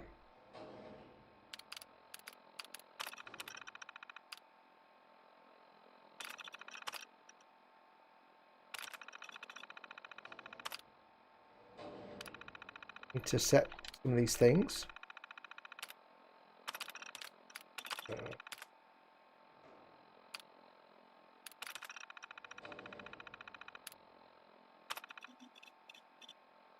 Weird that in this mod you have to turn on the mod being compatible to some other mods. Kind of interesting the way they do that, because you wouldn't necessarily know. Weird, it's like in a sub menu somewhere. I think it'd be like the first thing, or it'd be automatic. Plenty of exploration is another one that has lots of sort of custom locations. There's quite a few ones that just add more buildings and settings and places. Zombie Walkers is the one that turns all your ghouls into zombies. Ghouls in this game are horrible because they run at you really fast. And I've got slow weapons and I've got slow walking. I don't need fast ghouls. So what I'm going to do is I'm going to damage multiplier. They don't do very much damage. Headshots only is enabled. The only way I can kill a ghoul is with a headshot. I can't kill them any other way. I can injure them and floor them so they can't move, but I cannot kill it unless I do a headshot. Okay, that's that one. Set the horde to 5 zombies, because hordes of 10 zombies gets a real pain after a while.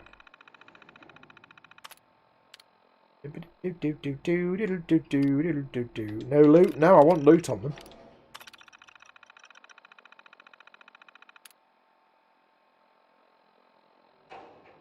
Yes, I want loot on zombies. Don't be crazy. And we can call them zombies, walkers, or feral. Okay, audience, do we want zombie or walker? Which do you prefer? Should they be called zombies or walkers? Because feral ghoul's rubbish. So it's an interactive chat now, you see. If you are watching this, by the way, and you can see the little chat in the bottom right-hand corner. If you are watching this and you want to join in, do come and join in. Join in the live chat. If you're watching it somewhere that's not YouTube, click on the YouTube icon in the bottom right-hand corner of the screen, and that will take you to the YouTube page where you can join in the live chat. All you need is a keyboard and the ability to use typing words, and that's it. So do come and join the live chat. Zombie, call them butts. I've got the choice of zombie or walker. That's kind of it. Everybody's saying zombie. We'll call them zombies. There we go. There we go. So they're called zombies. So all that's important is they've got headshots. I can get loot from them. And their speed is slow walk. Yes.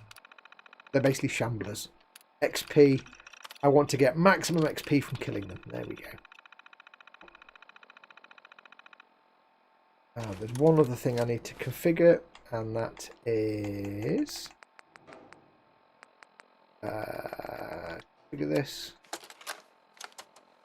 I told you this would be like a lot of setup. I don't want that. PC's travel config. This gives me a lot more random or tries to give me more random encounters out in the world, because there's some parts of this world where there's just nobody ever appears and it's like boring. Let's have a look.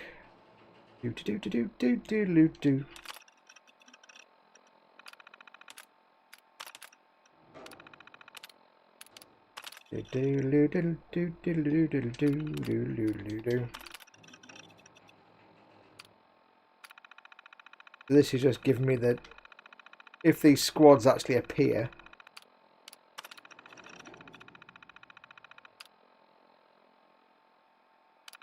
how many. It just means I get a few more random encounters and stuff. DLC settlement visit. Player.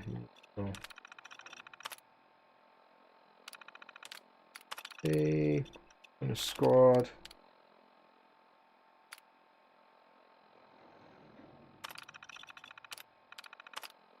Raiders. Put these on one. I don't really know.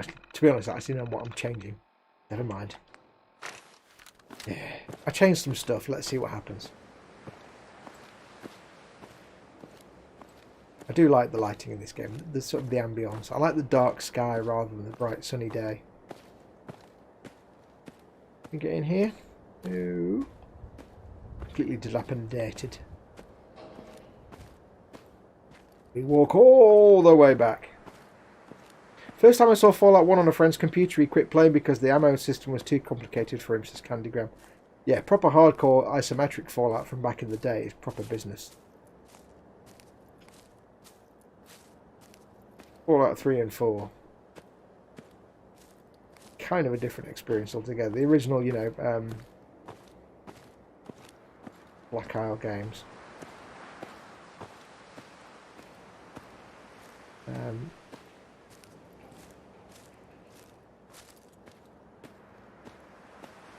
Are you yelling at him a lot, says the Raging Modeler to Paul, and Paul says, not yet. Hardly watched any. And the Raging Modeler says, it won't be long till Rage resumes. Yeah. Now, there is a whole thing here. If I go to Concord, then I can actually start the Minutemen quest and stuff, which is all building settlements and other stuff.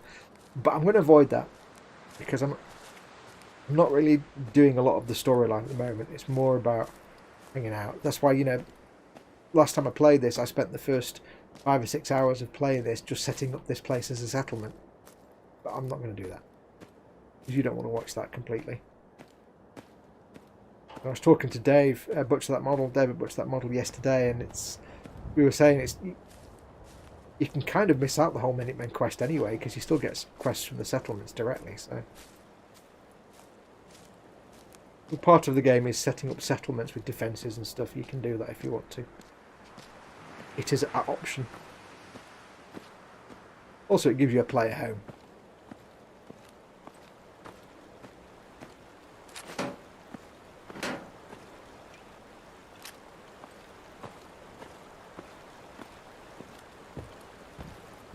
Welcome to the exciting of slowness.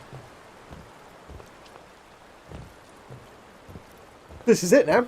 Let's just go and wander. If you've never seen this game, you won't know how big the map is. We are here. And the map is all of that. All of that. All of that. All of that. But it doesn't look that big, but like here you've got, in this bit here, where is it? You've got like the city of Boston, so you've got like tons and tons of locations just in that chunk there where there's loads of buildings and basically the whole town centre, the city centre, which you can see off in the distance. It is quite a nice big world. Ooh, I've actually got...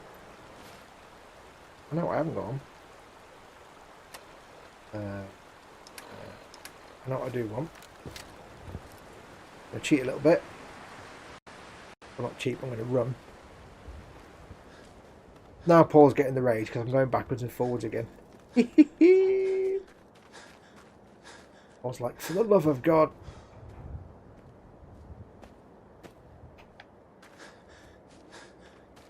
For some reason I can run faster in third person mode, which is fine. I don't quite know why. I've got a lot of action points at the minute, so... did I want to do that anyway? No. What I'm going to do, just to spare Paul exploding.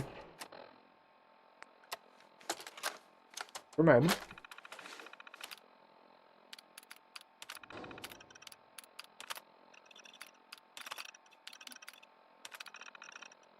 Right, there's a chemistry station somewhere around here.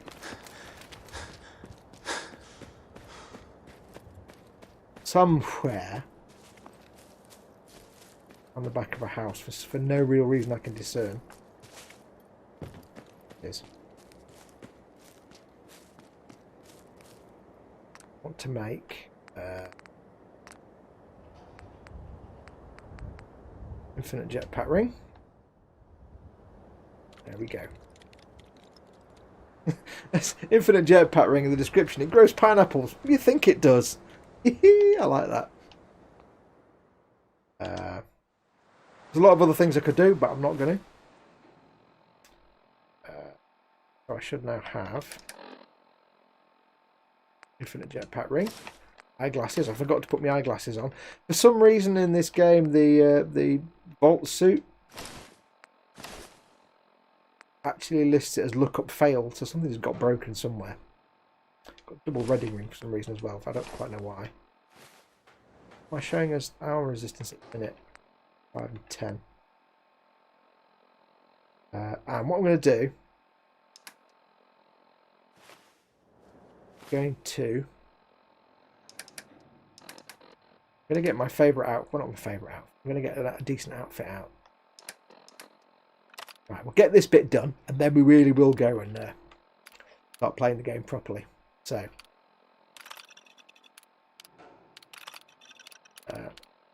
Wasteland outfits.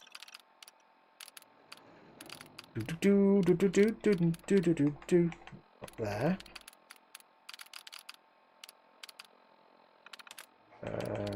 And the railroad outfit. There.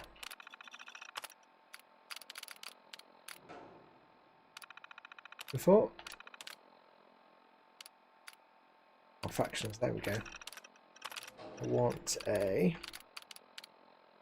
doodle-doo field scribe's armor, which is that one. And I want a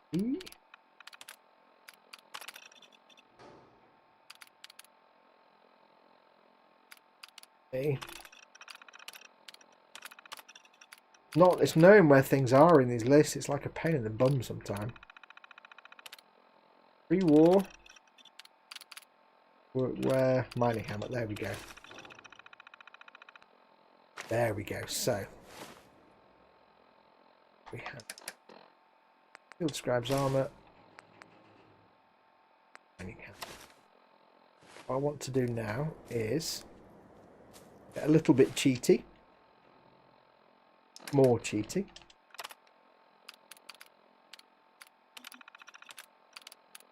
Oops, no. Spawn myself an armor workbench.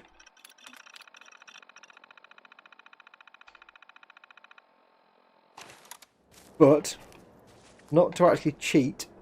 What I want to do is change the name.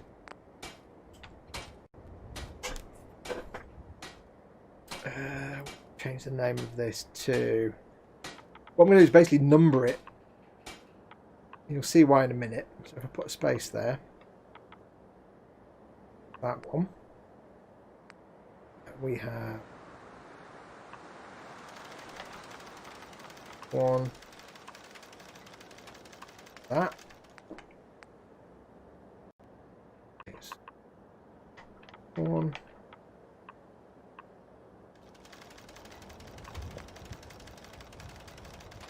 And the reason I've done that... Now, no, I'm not cheating. I'm not increasing their stats or anything right now. Not at the moment, anyway. The reason I've done that is... Oh, no, I need as well. I forgot one thing. I forgot one thing!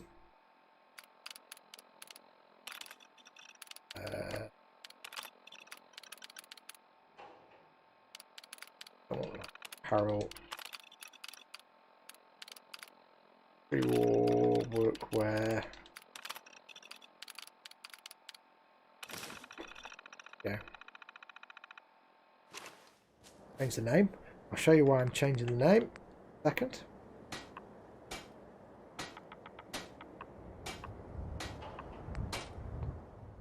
I'm not tweaking the stats, but the reason I've done that is that all my clothing now is here.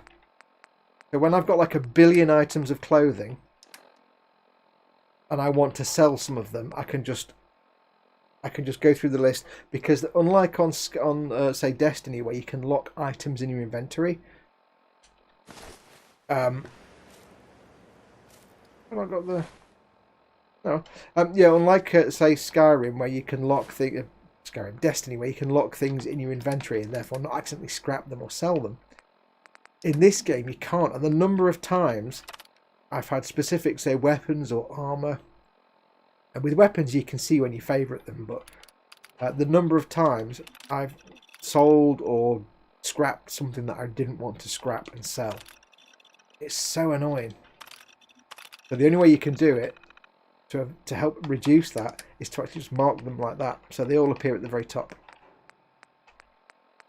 In fact, I forgot to do those two, didn't I? Hang on. I can't change the infinite jetpack ring. That's not something I can change the name of, unfortunately. Never mind. Right, so there we go. Blow this ice cube. Clever numbering and aiming tip, thanks. The only thing is, Candygram, you need a mod to be able to do that. You can't actually rename armor in the game, and the mod I've got is called something like AWK something.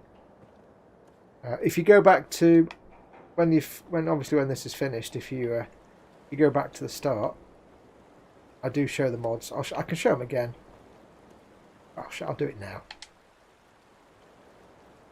Do. Yes, thank you to everyone who's watching, by the way. There's currently 25 of you, and you knew this was going to be a slow, dawdly episode when I'm just starting out and getting everything ready, so massive thanks to all of you who've stuck with it so far. Thank you very much. I know, cheat. Oh, look, a workbench, says T-Minute. Yeah, but did I cheat? No, I just renamed stuff. That's all I did. I didn't change the AWKCR. There's a couple. I've got the no DLC version and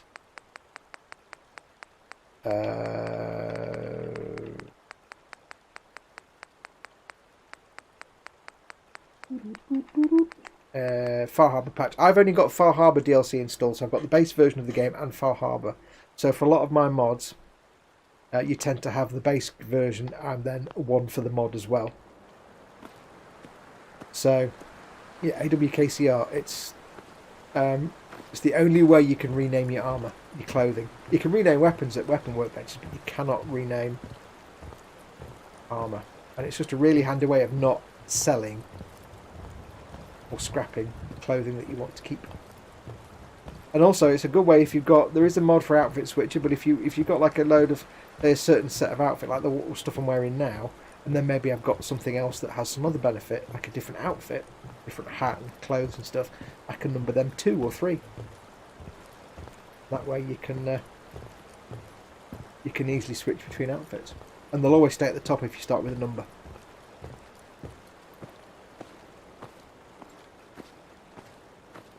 That did not end well for that dog. Oh, that's unfortunate. That's not how you drain excess gas from a corpse, but from an animal, but never mind.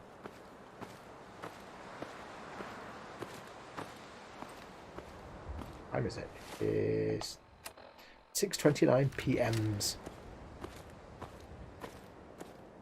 That's not a good way to fix a dog. No, it's not at all. We knew because it's you that's playing. You knew what? What did you know? Yeah, if you go back to the start of the stream, about sort of half an hour in, once I actually started playing, I think I did show my mods and I kind of went through them. So you might have to do a bit of pausing.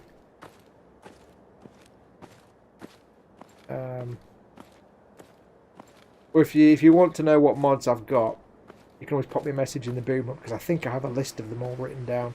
Not all of them, but most of them. Yeah, if you go back to the start about half an hour in or something, I just scrolled down the list of mods.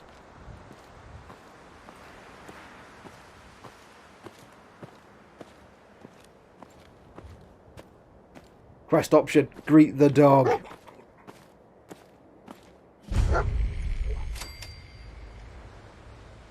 You'll lose your owner, buddy. Now, he's not actually called Ghost, he's actually called Dog Meat, but it's just that I've got a mod that renames him until he actually gets a name.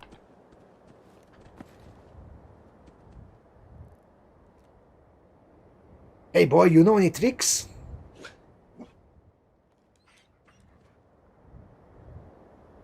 That's it. Now, ghost dog meat, vanilla dog meat can be a pain in the butt because he runs ahead of you and he aggroes all the enemies. He does pick out. He does tell you about things though, like that. But I've got a mod installed that makes him less likely to get into combat and more likely to run away from combat and not get in my way. Because as he is by himself, vanilla game, dog meat is awesome, but impractical if you're playing stealth. Because you'll crouch down, go into stealth, and you'll be like, I'll just look through this doorway, and then, oh god, I forgot about this bit. Mole rats, can't stand them.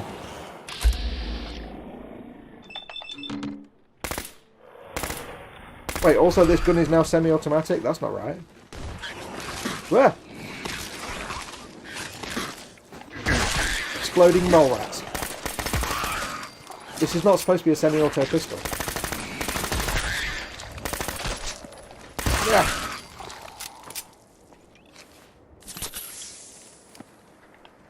I might need to change this pistol. It's not supposed to be semi-auto. It's supposed to be a single-shot pistol. Weird. Yeah, I don't want a machine gun. Yeah, so when you're doing a stealth play, he's kind of... That's ever so slightly disturbing.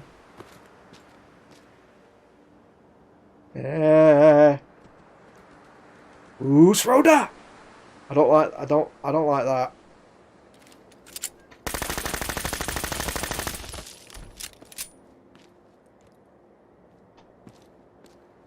Yeah, don't be wiggling when you're dead. Not natural. I don't like this. No, I'm gonna have to do another little bit of cheaty cheat. Yes, he's a really good companion unless you're playing stealth, or if you're playing the vanilla game, because he just is. It just gets in the way. And the one thing that nobody's made a mod for, which is really weird. He constantly makes... I mean, some of the sounds he makes are fantastic. He makes this little coughing noise like... Bleh, which I love. But... he also constantly makes this whining noise, which sounds like he's like in pain or injured. But it's not. It's just a generic whining noise. But it's constant. All the damn time. Why is this semi-auto? I don't want it to be auto.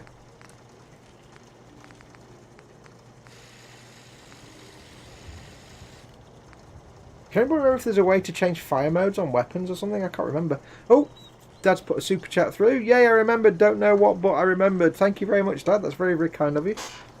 You're awesome. Thank you massively. Yay, free dog. Oh, we knew it was going to be a slow, hard slog. Vanilla dog meat sounds tasty. Can we just accept that you cheat when you play games? No. Why is this... Somebody tell me why the pistol is suddenly auto. I don't know why it's suddenly auto. Everything's standard on it, so why is it... Wait, hang on, that's not even the right one. It's the critter popper, that's it. Oh, there we go. That's why. It's got an automatic receiver on it. Go back to a standard receiver, there we go.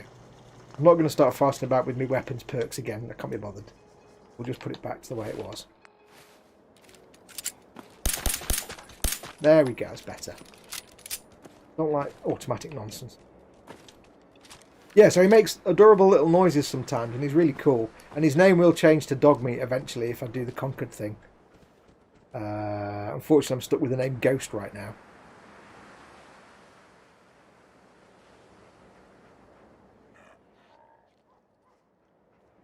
Yes, if I do the Concord thing, then he will change his name to Dog Meat. And everybody will call him Dog Meat. It's just one of the mods that changes his behaviour. He calls him Ghost because the guy that wrote it, I don't know why. But I've also got a mod that stops companions running in front of you all the time. When you go into stealth mode, they keep their distance from you. What tends to happen is they tend to go into stealth mode and run in front of you, which is really annoying. But he doesn't now. I don't need a companion. I'd much rather adventure alone, but hey. Like all the things. Wow, a dog that can open doors without having any contact with the thing it's opening. So amazing. And can I just point out, I've been playing Fallout now since 2008. I've played Fallout games.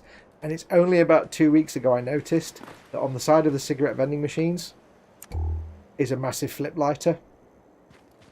That bit there. That bit. I don't know if I can... This bit here. This thing. It's a massive flip lighter. I've been playing Fallout games since 2008, since Fallout 3. And I'd never noticed before that it's a massive flip lighter on the side of the cigarette machine. I can be quite special sometimes.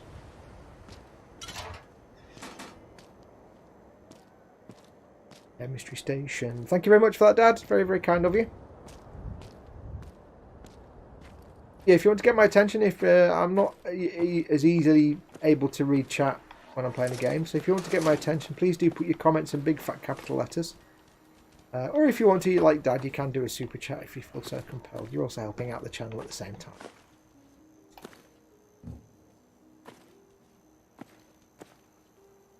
Do do do do do do.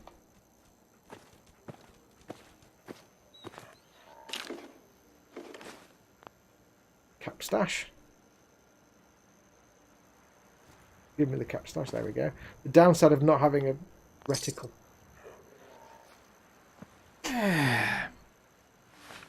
He's been playing since 2008 and this is the furthest he's got into the game. Yeah, shut up. New equipment installed. Took some wrangling with the head office, but we finally got all the tools we need to machine our own parts. No more having to pay for Corvega factory parts the next time they change the spec on a damn fastener. Just take one we got and trim the excess down till it fits. This is a petrol station, don't forget. That Rosa widow in Sanctuary Hills is restoring an old classic Corvega with her son. Nice woman, pretty. Kid seems like kind of a brat, but I guess that's the point of her doing this project with him. Anyway, she's been doing a hell of a job. I was amazed at how her and the kid have been able to do on their own. How much? On their own. The only reason she even came to me is because the engine is out of her depth. I'm sure we can help her out. Jim, take care of these barrels before you leave tonight. Inspectors are coming first thing in the morning. Just hide them with the others. We'll figure out a longer-term solution later. Hey, if nature's going to favour us with a cave right below the shop, who am I to argue? That's a hint. There's a cave right below the shop. October service logs. Replace the brakes in a 2075 Fusion Flea Supreme. Monthly service on the Vault-Tec van. No major issues with the vehicle, but that rep is an uppity asshole. One job a day. That's my kind of job. Began work on a late model motorcycle. Pre-atomic, what seemed to be simply a sticky throttle turned out to be a more serious issue with the cables. They're almost all completely degraded. We'll have to replace with platinum parts. Coolant leak in one of those new 2077 Corvega coupes. Bubble top. Sorry to the Americans, a coupe. There you go. Bubble top. They don't make them like they used to. Replace the atomic alternator in the 2073 Corvega. There you go, that's it. So, sometimes the terminals just show you interesting stories and stuff, and sometimes they give you hints. Like this one saying there's a cave below the service station. So there is a cave down there somewhere. I'm not going to go in there now. But there's some low-level loot in there, I think.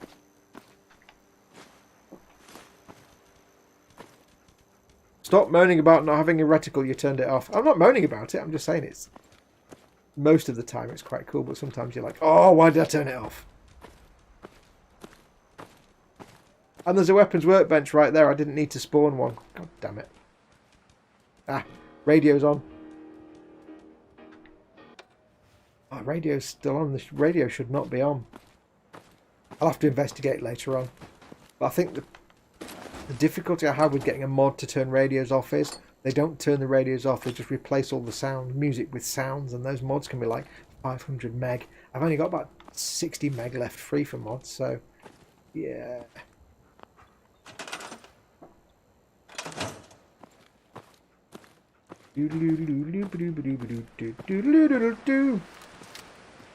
It's another settlement I could live at if I wanted to. player home and all that. Right, so we now have the great outdoors. Let's go on adventure. Let's have a look. Which way do you want me to go? North, east, south, or west? Let's have a look at the map. You tell me where you want to go. North, there's not really very far to go. West, there's not far to go. But we can go south, or east, or southeast. Which way do you want me to go? I can go north and west if you want. There's just not very far. I'm here. And that's the edge of the map, this line here. So which way would you want me to go? North, east, south, or west? You tell me. Initially, where do you want me to go? North, east, south, or west? All unmarked. West. East. Cess. North. West. Great. So none of that is any help whatsoever. West, north, east, south. Up, says Gross Models. Up. I can go up.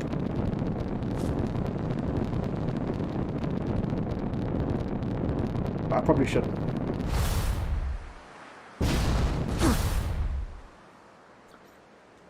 Going in ever-increasing spiral. Fibonacci spiral. Fibonacci pigeons.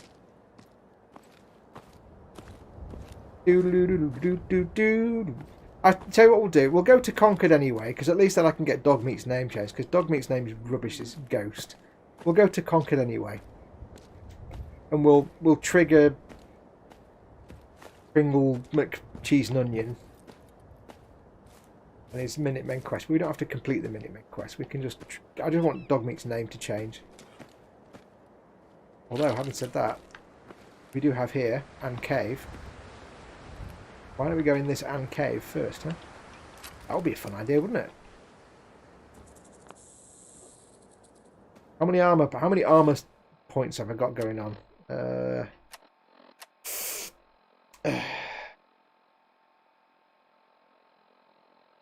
Apparently, no sway and no time elapsed and fast travel and rifle count as perks. Interesting. Some of the cheats have actually. That's quite cool. The way they've done some of the cheats in the cheat thing is to make them perks. My armor is 100. What's my armor? Oh, it's on parallel, isn't it? 9 armor minus. I'm defended against electricity by 10. Okay. Alright, I hate mole rats. I've actually got a mod that's supposed to stop them tunneling, but it doesn't always work.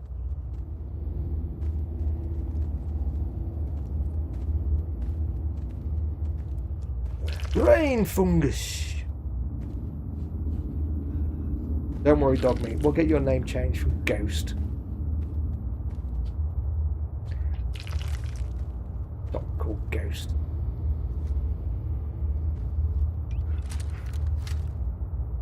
I see you with my eyes. I do not have a bow and arrow, so I shall shoot you with something else instead, like these bullets. Please, apply these bullets to your entire face. Now the problem with these and rad scorpions is they can tunnel and appear right in front of you like that. Where is it? I also don't like the way that puppy dog seems to go invisible for a second when you go into stealth. I don't know why he does that. Yeah, I've got a mod installed so that Dogmeat avoids combat, or tries to avoid combat a bit more.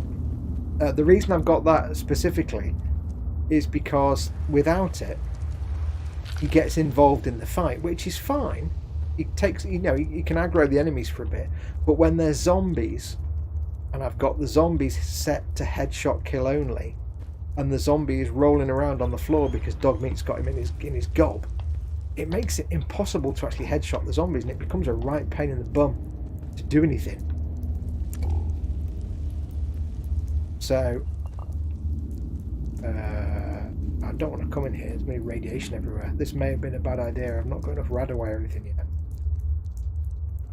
I have to come back here later on. I don't have an enormous stash of radaway, so... nor any other real way to get rid of radiation. What was I saying? Yeah, so he tends to aggro the enemies, which is great, but when it comes to zombies, he makes it impossible because you can't get ahead, you can't see the head.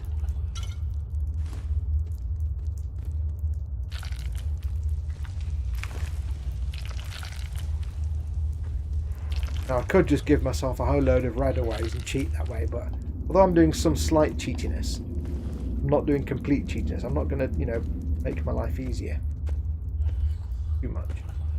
I'm just going to have to avoid radiation sources as best I can.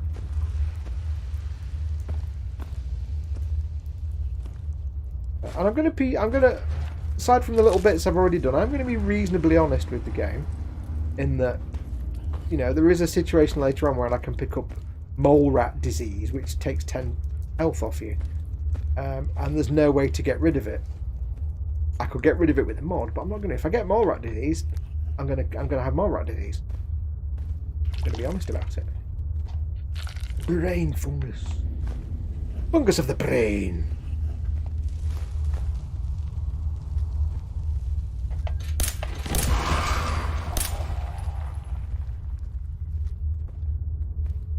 Yeah, gunsmoke makes things interesting because, like, you fire your weapon and suddenly you can't see anything because all you can see is gunsmoke.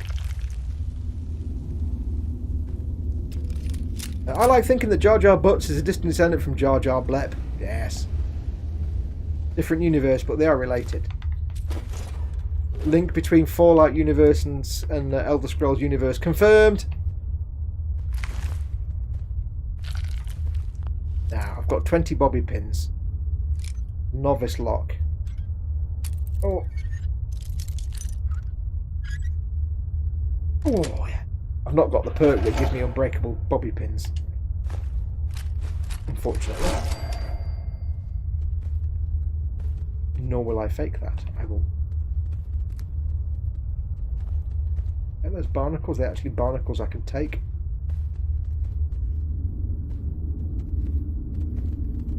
Ooh, teddy bear, teddy bear, teddy bear.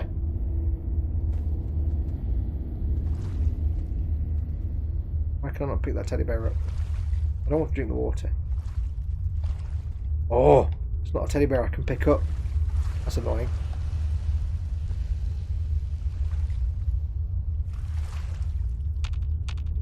I have this, when I play Fallout, I have this thing that I have to collect all the teddy bears in the world.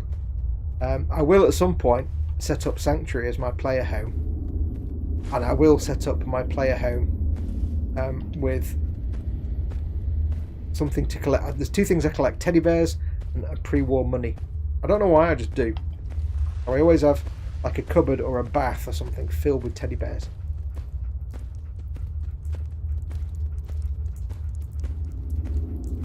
Cool. Cool story, bro. You didn't open the safe. I did open it. You saw me open it. You saw me lock pick it. You saw me pick the lock. Nothing in it. See, it's empty now. Pay attention, 007.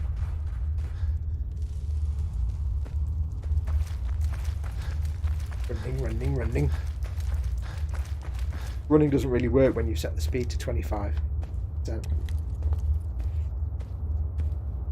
How do Morats carry all this junk in? Very well, thank you.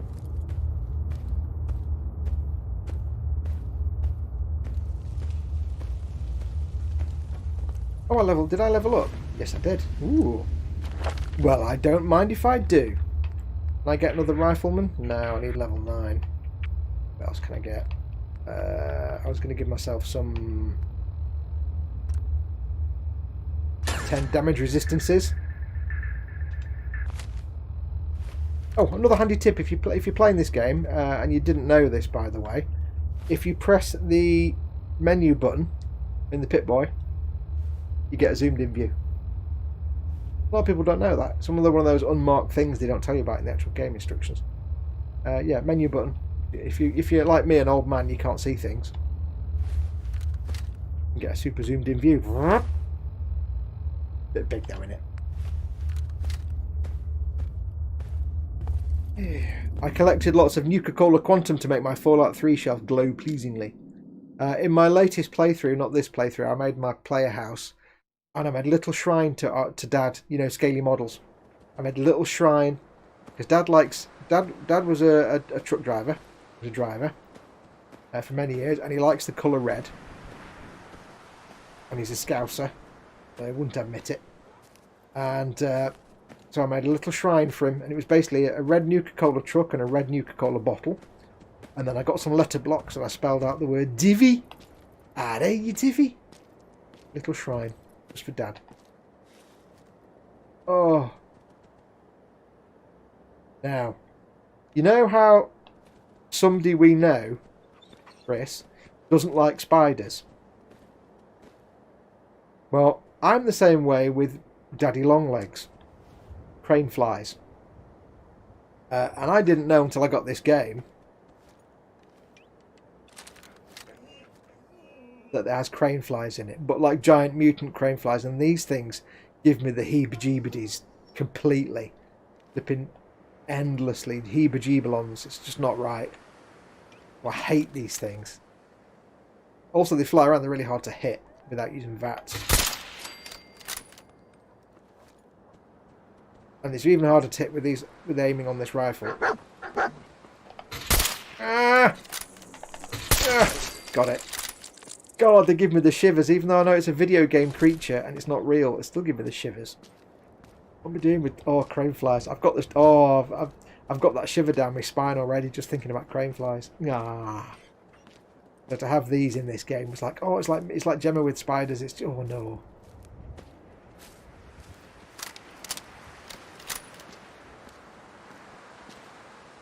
Quano Man, what you just said makes no sense at all. Of ya fun boy arm thingy had a pic of boobs, then I may need the old man zoom thingy.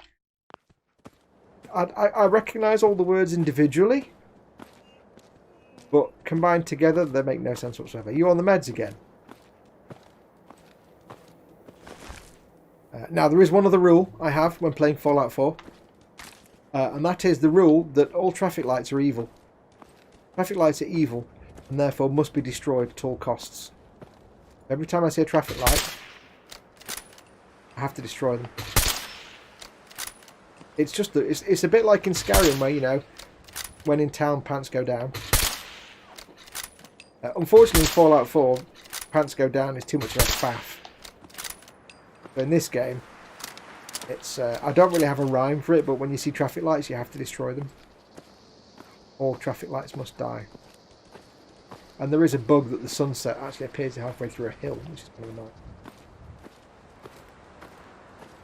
Here we are. Here we are in Concord. Concord. Correctly pronounced. Unless you live there, in which case, shut up.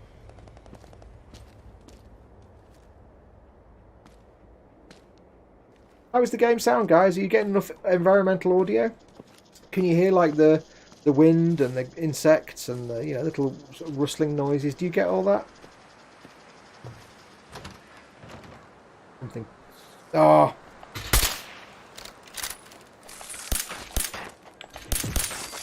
Die. I've taken radiation damage. Use Radaway. Haven't got any. Or visit a doctor. Don't know of any doctors yet. So that'll be a not then.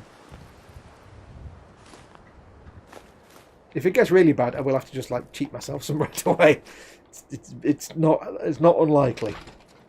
It is entirely possible that I would end up cheating myself some Radaway. Don't you panic. Ooh, toy Nuka-Cola machine. I'll be having that, thank you very much. What was I saying? No idea. I was saying something. What was I talking about?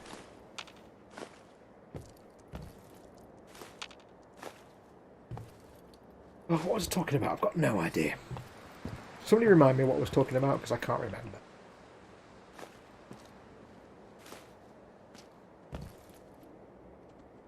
Take that, traffic order, says Retro.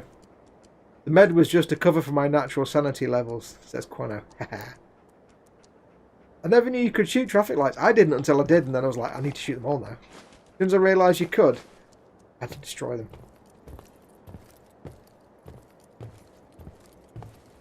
Now, it's very important. I missed one. Oh, very important that you realise I forgot to ask the most important question. Is that a traffic light or is that not a traffic light? That's not the important question. Was a traffic light. The important question, which I don't think Dad's asked yet, or he may have done and I missed it. But bench and belly, folks. We've only got about 10 minutes to go. But bench and belly, what's on your bench? What are you working on right now? But no, no, it's not bench and belly. It's game and grub, because it's a gaming show. Game and grub. What you're playing, and what you're having for your dinner, or what will you have for your dinner. Now, game, obviously you can see what I'm playing. But grub, we've got something special for dinner tonight, because somebody whose name rhymes with Bailey Models or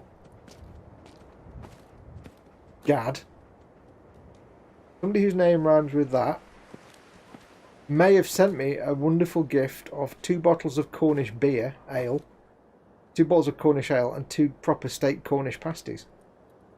So for dinner tonight we are having a bottle of beer, me and Mama Fox, a bottle of beer and a Cornish pasty each with some chips. We were going to have with beans, but I don't think we've got beans, so it might be chips and kind of spaghetti hoops.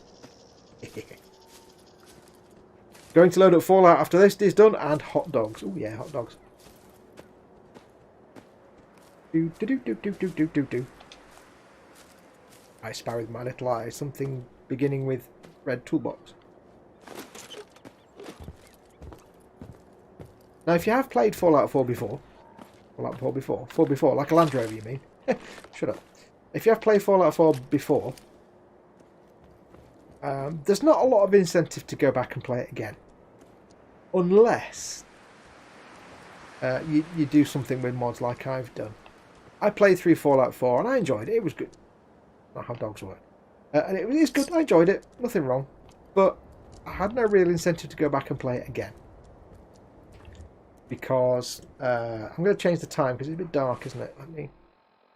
I like it when it's dark, but I know you guys don't necessarily watch when it's dark.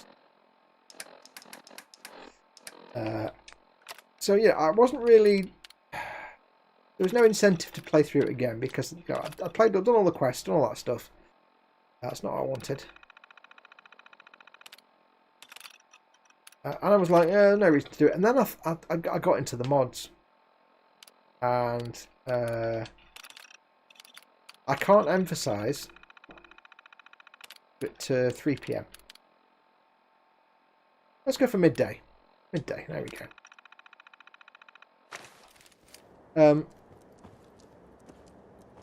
I can't stress enough how much of a difference 2 simple mods made. One is one that makes nights darker and changes how dark nights actually are. Because then when it goes dark, it's proper dark, and you know, as long as you've got a decent telly and stuff, it's proper dark and it looks great. Because you can't suddenly, when it's in the vanilla game, when it goes dark, it just goes a bit colourless and that's it. Well, if you have a proper darkness mod, then when it goes dark, it goes dark. And you have to move a lot more slowly. It changes everything. And the other ones are the weapon mods that I've got. The Garand M1, which you've not seen yet. Oh, there's one. I've only got 20 bobby pins. Oh.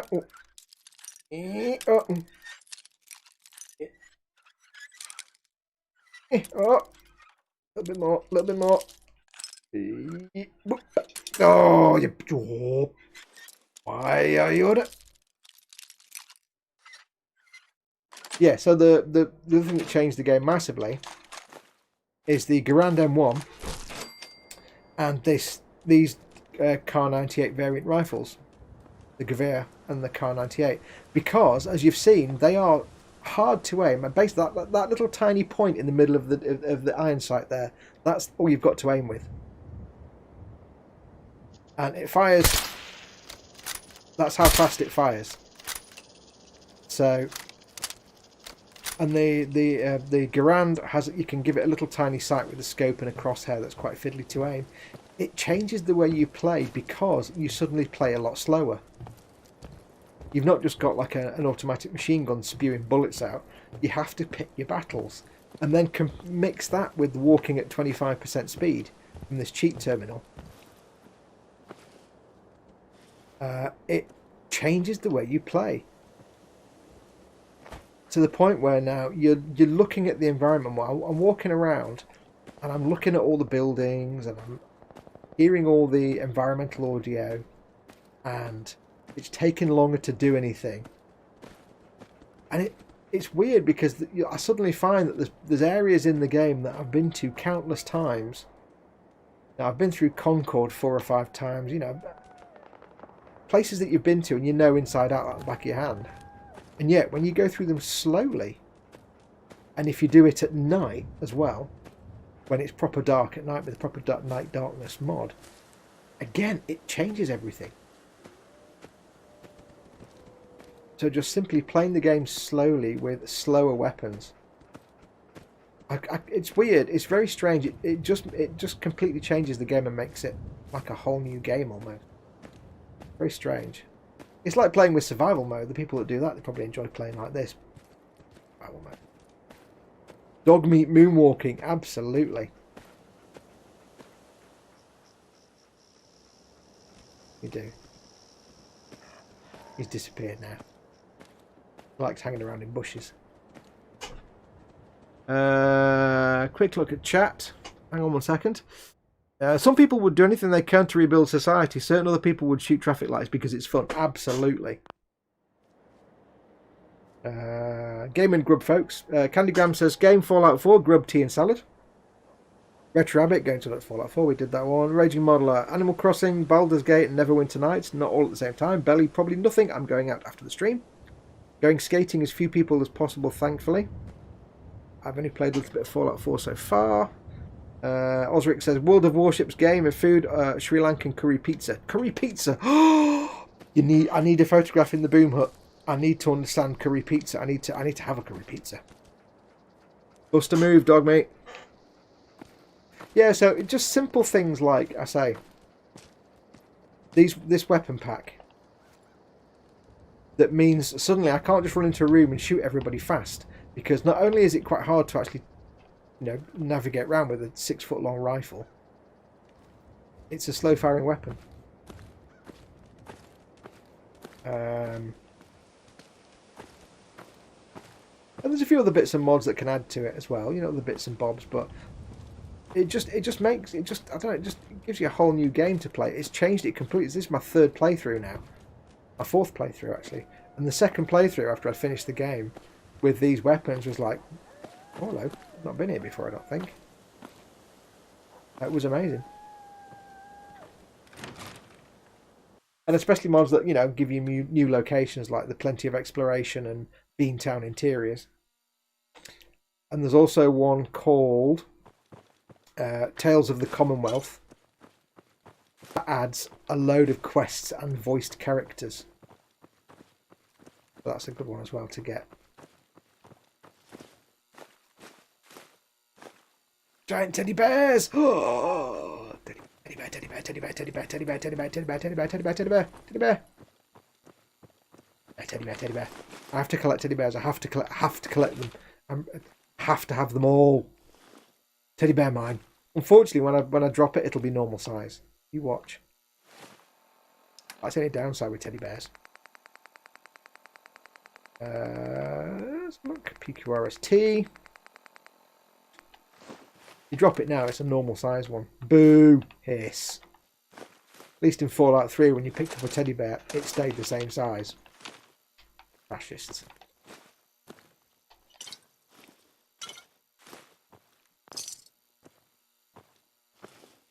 Now, I wouldn't, if you're umming and ahhing about playing Fallout 4, don't take the way I play this game as any assumption. There's a family of teddy bears. Oh, it's a family and everything. Of the way the game is, because I'm not playing it the right way. I'm playing it slowly and carefully, and I'm not doing really any quests at the bit. So don't assume that the way I'm playing the game is the way the game is. meant to be played. You can play it a billion different ways, being perfectly honest.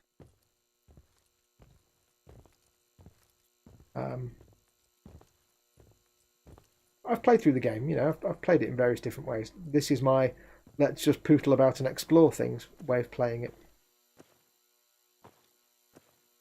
Rad away. Rad away. Finally. We're doing well, that's favoritated. If you don't know how to do this, by the way, you hold down your right bumper on Xbox, hold down your right bumper, and then you can assign it to where you want. Again, it's one of those little mechanics that the game doesn't explain very well. It does a bit, but not very well. There's a lot like zooming into the Pip-Boy. It doesn't really tell you that anywhere ever.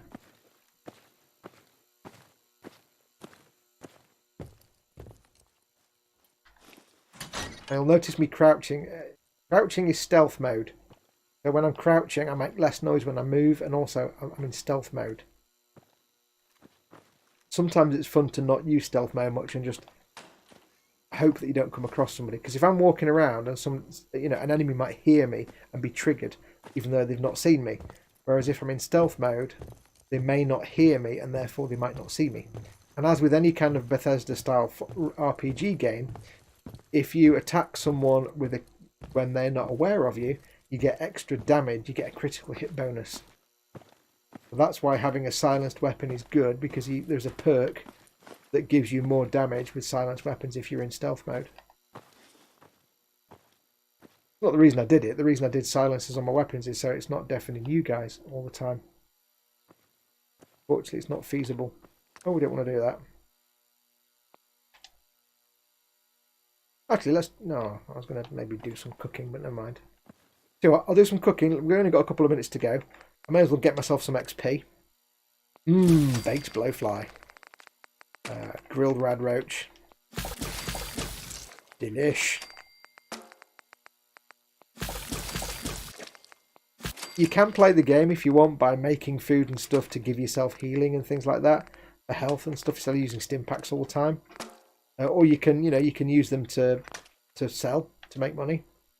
But a bit like in Skyrim, where you've got like alchemy and stuff, and you can make your own herbs and potions and things. I don't really get into that in Skyrim. It's the same in this game. I'm not that into the RPG element of it that I do that.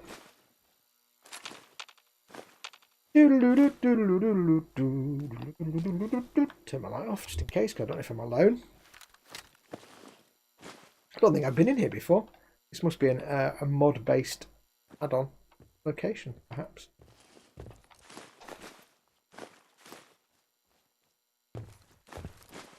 Tin can.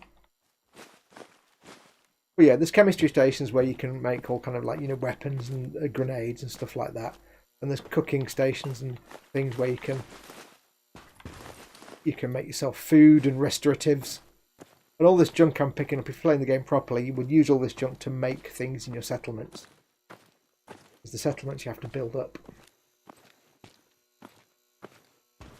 The pizza can be acquired from Morrison's. Oh, well, that means going to Morrison's though. I can't do that, unfortunately. Can't really go out, so that's the sadness. Conservation of mass. I don't know. Wait, what? Christopher C. Game, time-lapse, very old game. Food, sesame chicken and buffalo wings. Oh, yes. Now, a bit of news for you. I have treated myself. No, I'm not yet, but I have on the way to me in the next week or two. I have something very special turning up. Now, I've been trying to think of a way to actually do something with it for you guys, but I can't. Without having like a capture card or something and a PC with a USB 3 port, which I haven't got. I've ordered myself an Xbox, but an original Xbox, like a 2001 Xbox. But it's not just a 2001 Xbox, because that would be kind of a bit rubbish. It's a company called X Emulation. They do various things, but various consoles, and one of the consoles they do is an Xbox called a Modfather Ultra. And it's basically a classic Xbox, fully restored, fully refurbished, all the exploding clock capacity taken out and stripped out, All the hardware replaced with modern stuff. So it's got an 8 TB hard drive in there. And it's got on it 130,000 games. Let that number sink in. 130,000 games. It's got 600 to 700 original Xbox games. It's got about 600 PlayStation 1 games. It has Neo Geo, Intellivision, ColecoVision. It's got that Atari Jaguar. It's got the Lynx. It's got all the kind of consoles you can think of, except anything, it's not got PlayStation 2 because it's not a PlayStation 2. But anything from Xbox One or original Xbox or before, it's got kind of pretty much everything, including MS-DOS games and everything. So I've got that turning up in the next week or two, and I cannot wait. Partially, I cannot wait to be able to play proper Halo the way nature intended. Because Halo the Master Chief Collection is all well and good, but you can't do the Banshee trick in Assault on the Control Room, and that's rubbish. I want the Banshee in Assault on the Control Room. And there's some sound glitches as well in the Master Chief Collection. Yes, I've got this console turning up. It's fully modded. It's got all those games in it. 130,000 games. I just happen to have the original Xbox HD video cable, which means I can get up to 720. Go into NTSC mode and get 720p. That's rapid. I can't wait for that to. I was debating whether to sort of do something with it, like I say for you guys, but yeah, because I can't capture it other than pointing a camera at my telly screen, which is frankly rubbish. Right, so we're on 6 o'clock. What I'm going to do, I think we'll pause ourselves in this decrepit house. I shall sit myself down, except I can't sit down there. That's rubbish, isn't it?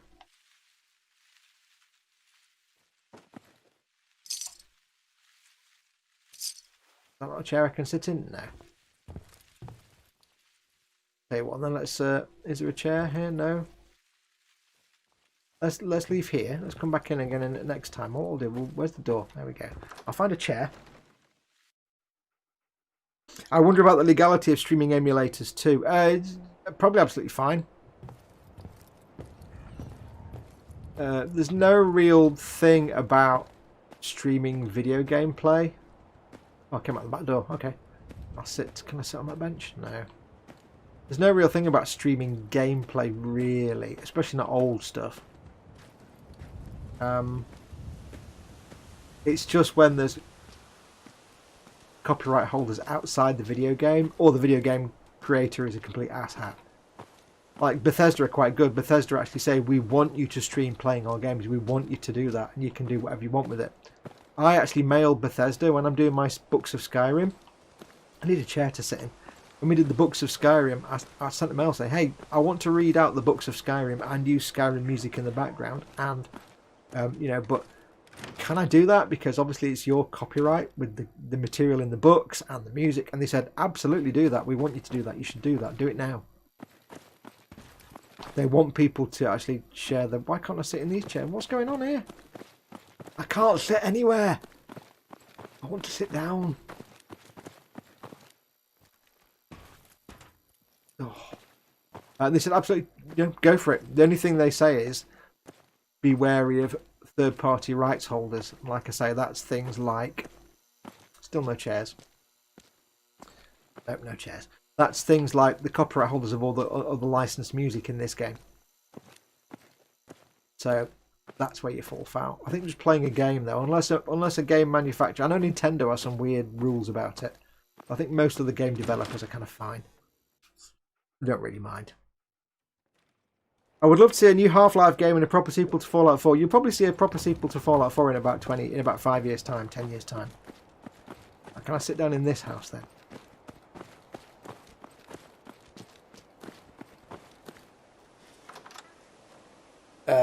Starfield is this year or next year, isn't it? Rumoured to be. And then after that, you've got either Elder Scrolls or no chairs. Is that on here? There we go.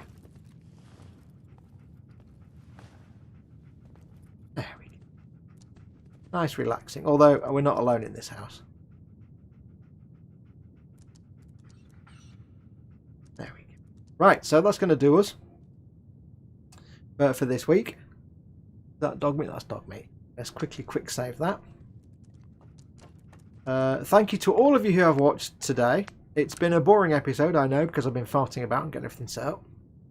But massive thank you. A bit like Skyrim, I'm going to stick to one save. So we'll get rid of that one, get rid of that one. We're just going to have one save. And if that save gets corrupted or goes horribly wrong, then that's it, game over. Hello, dog. It was a good boy. Hello, doggy. Hello.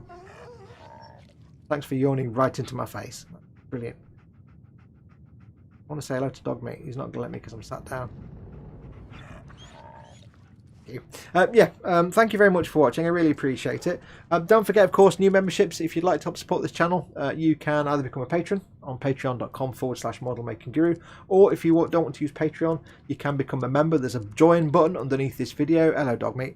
Or there's a join button on the front homepage or under all of my videos. Click on that and you've got two options, $1.99 or $4.99 a month.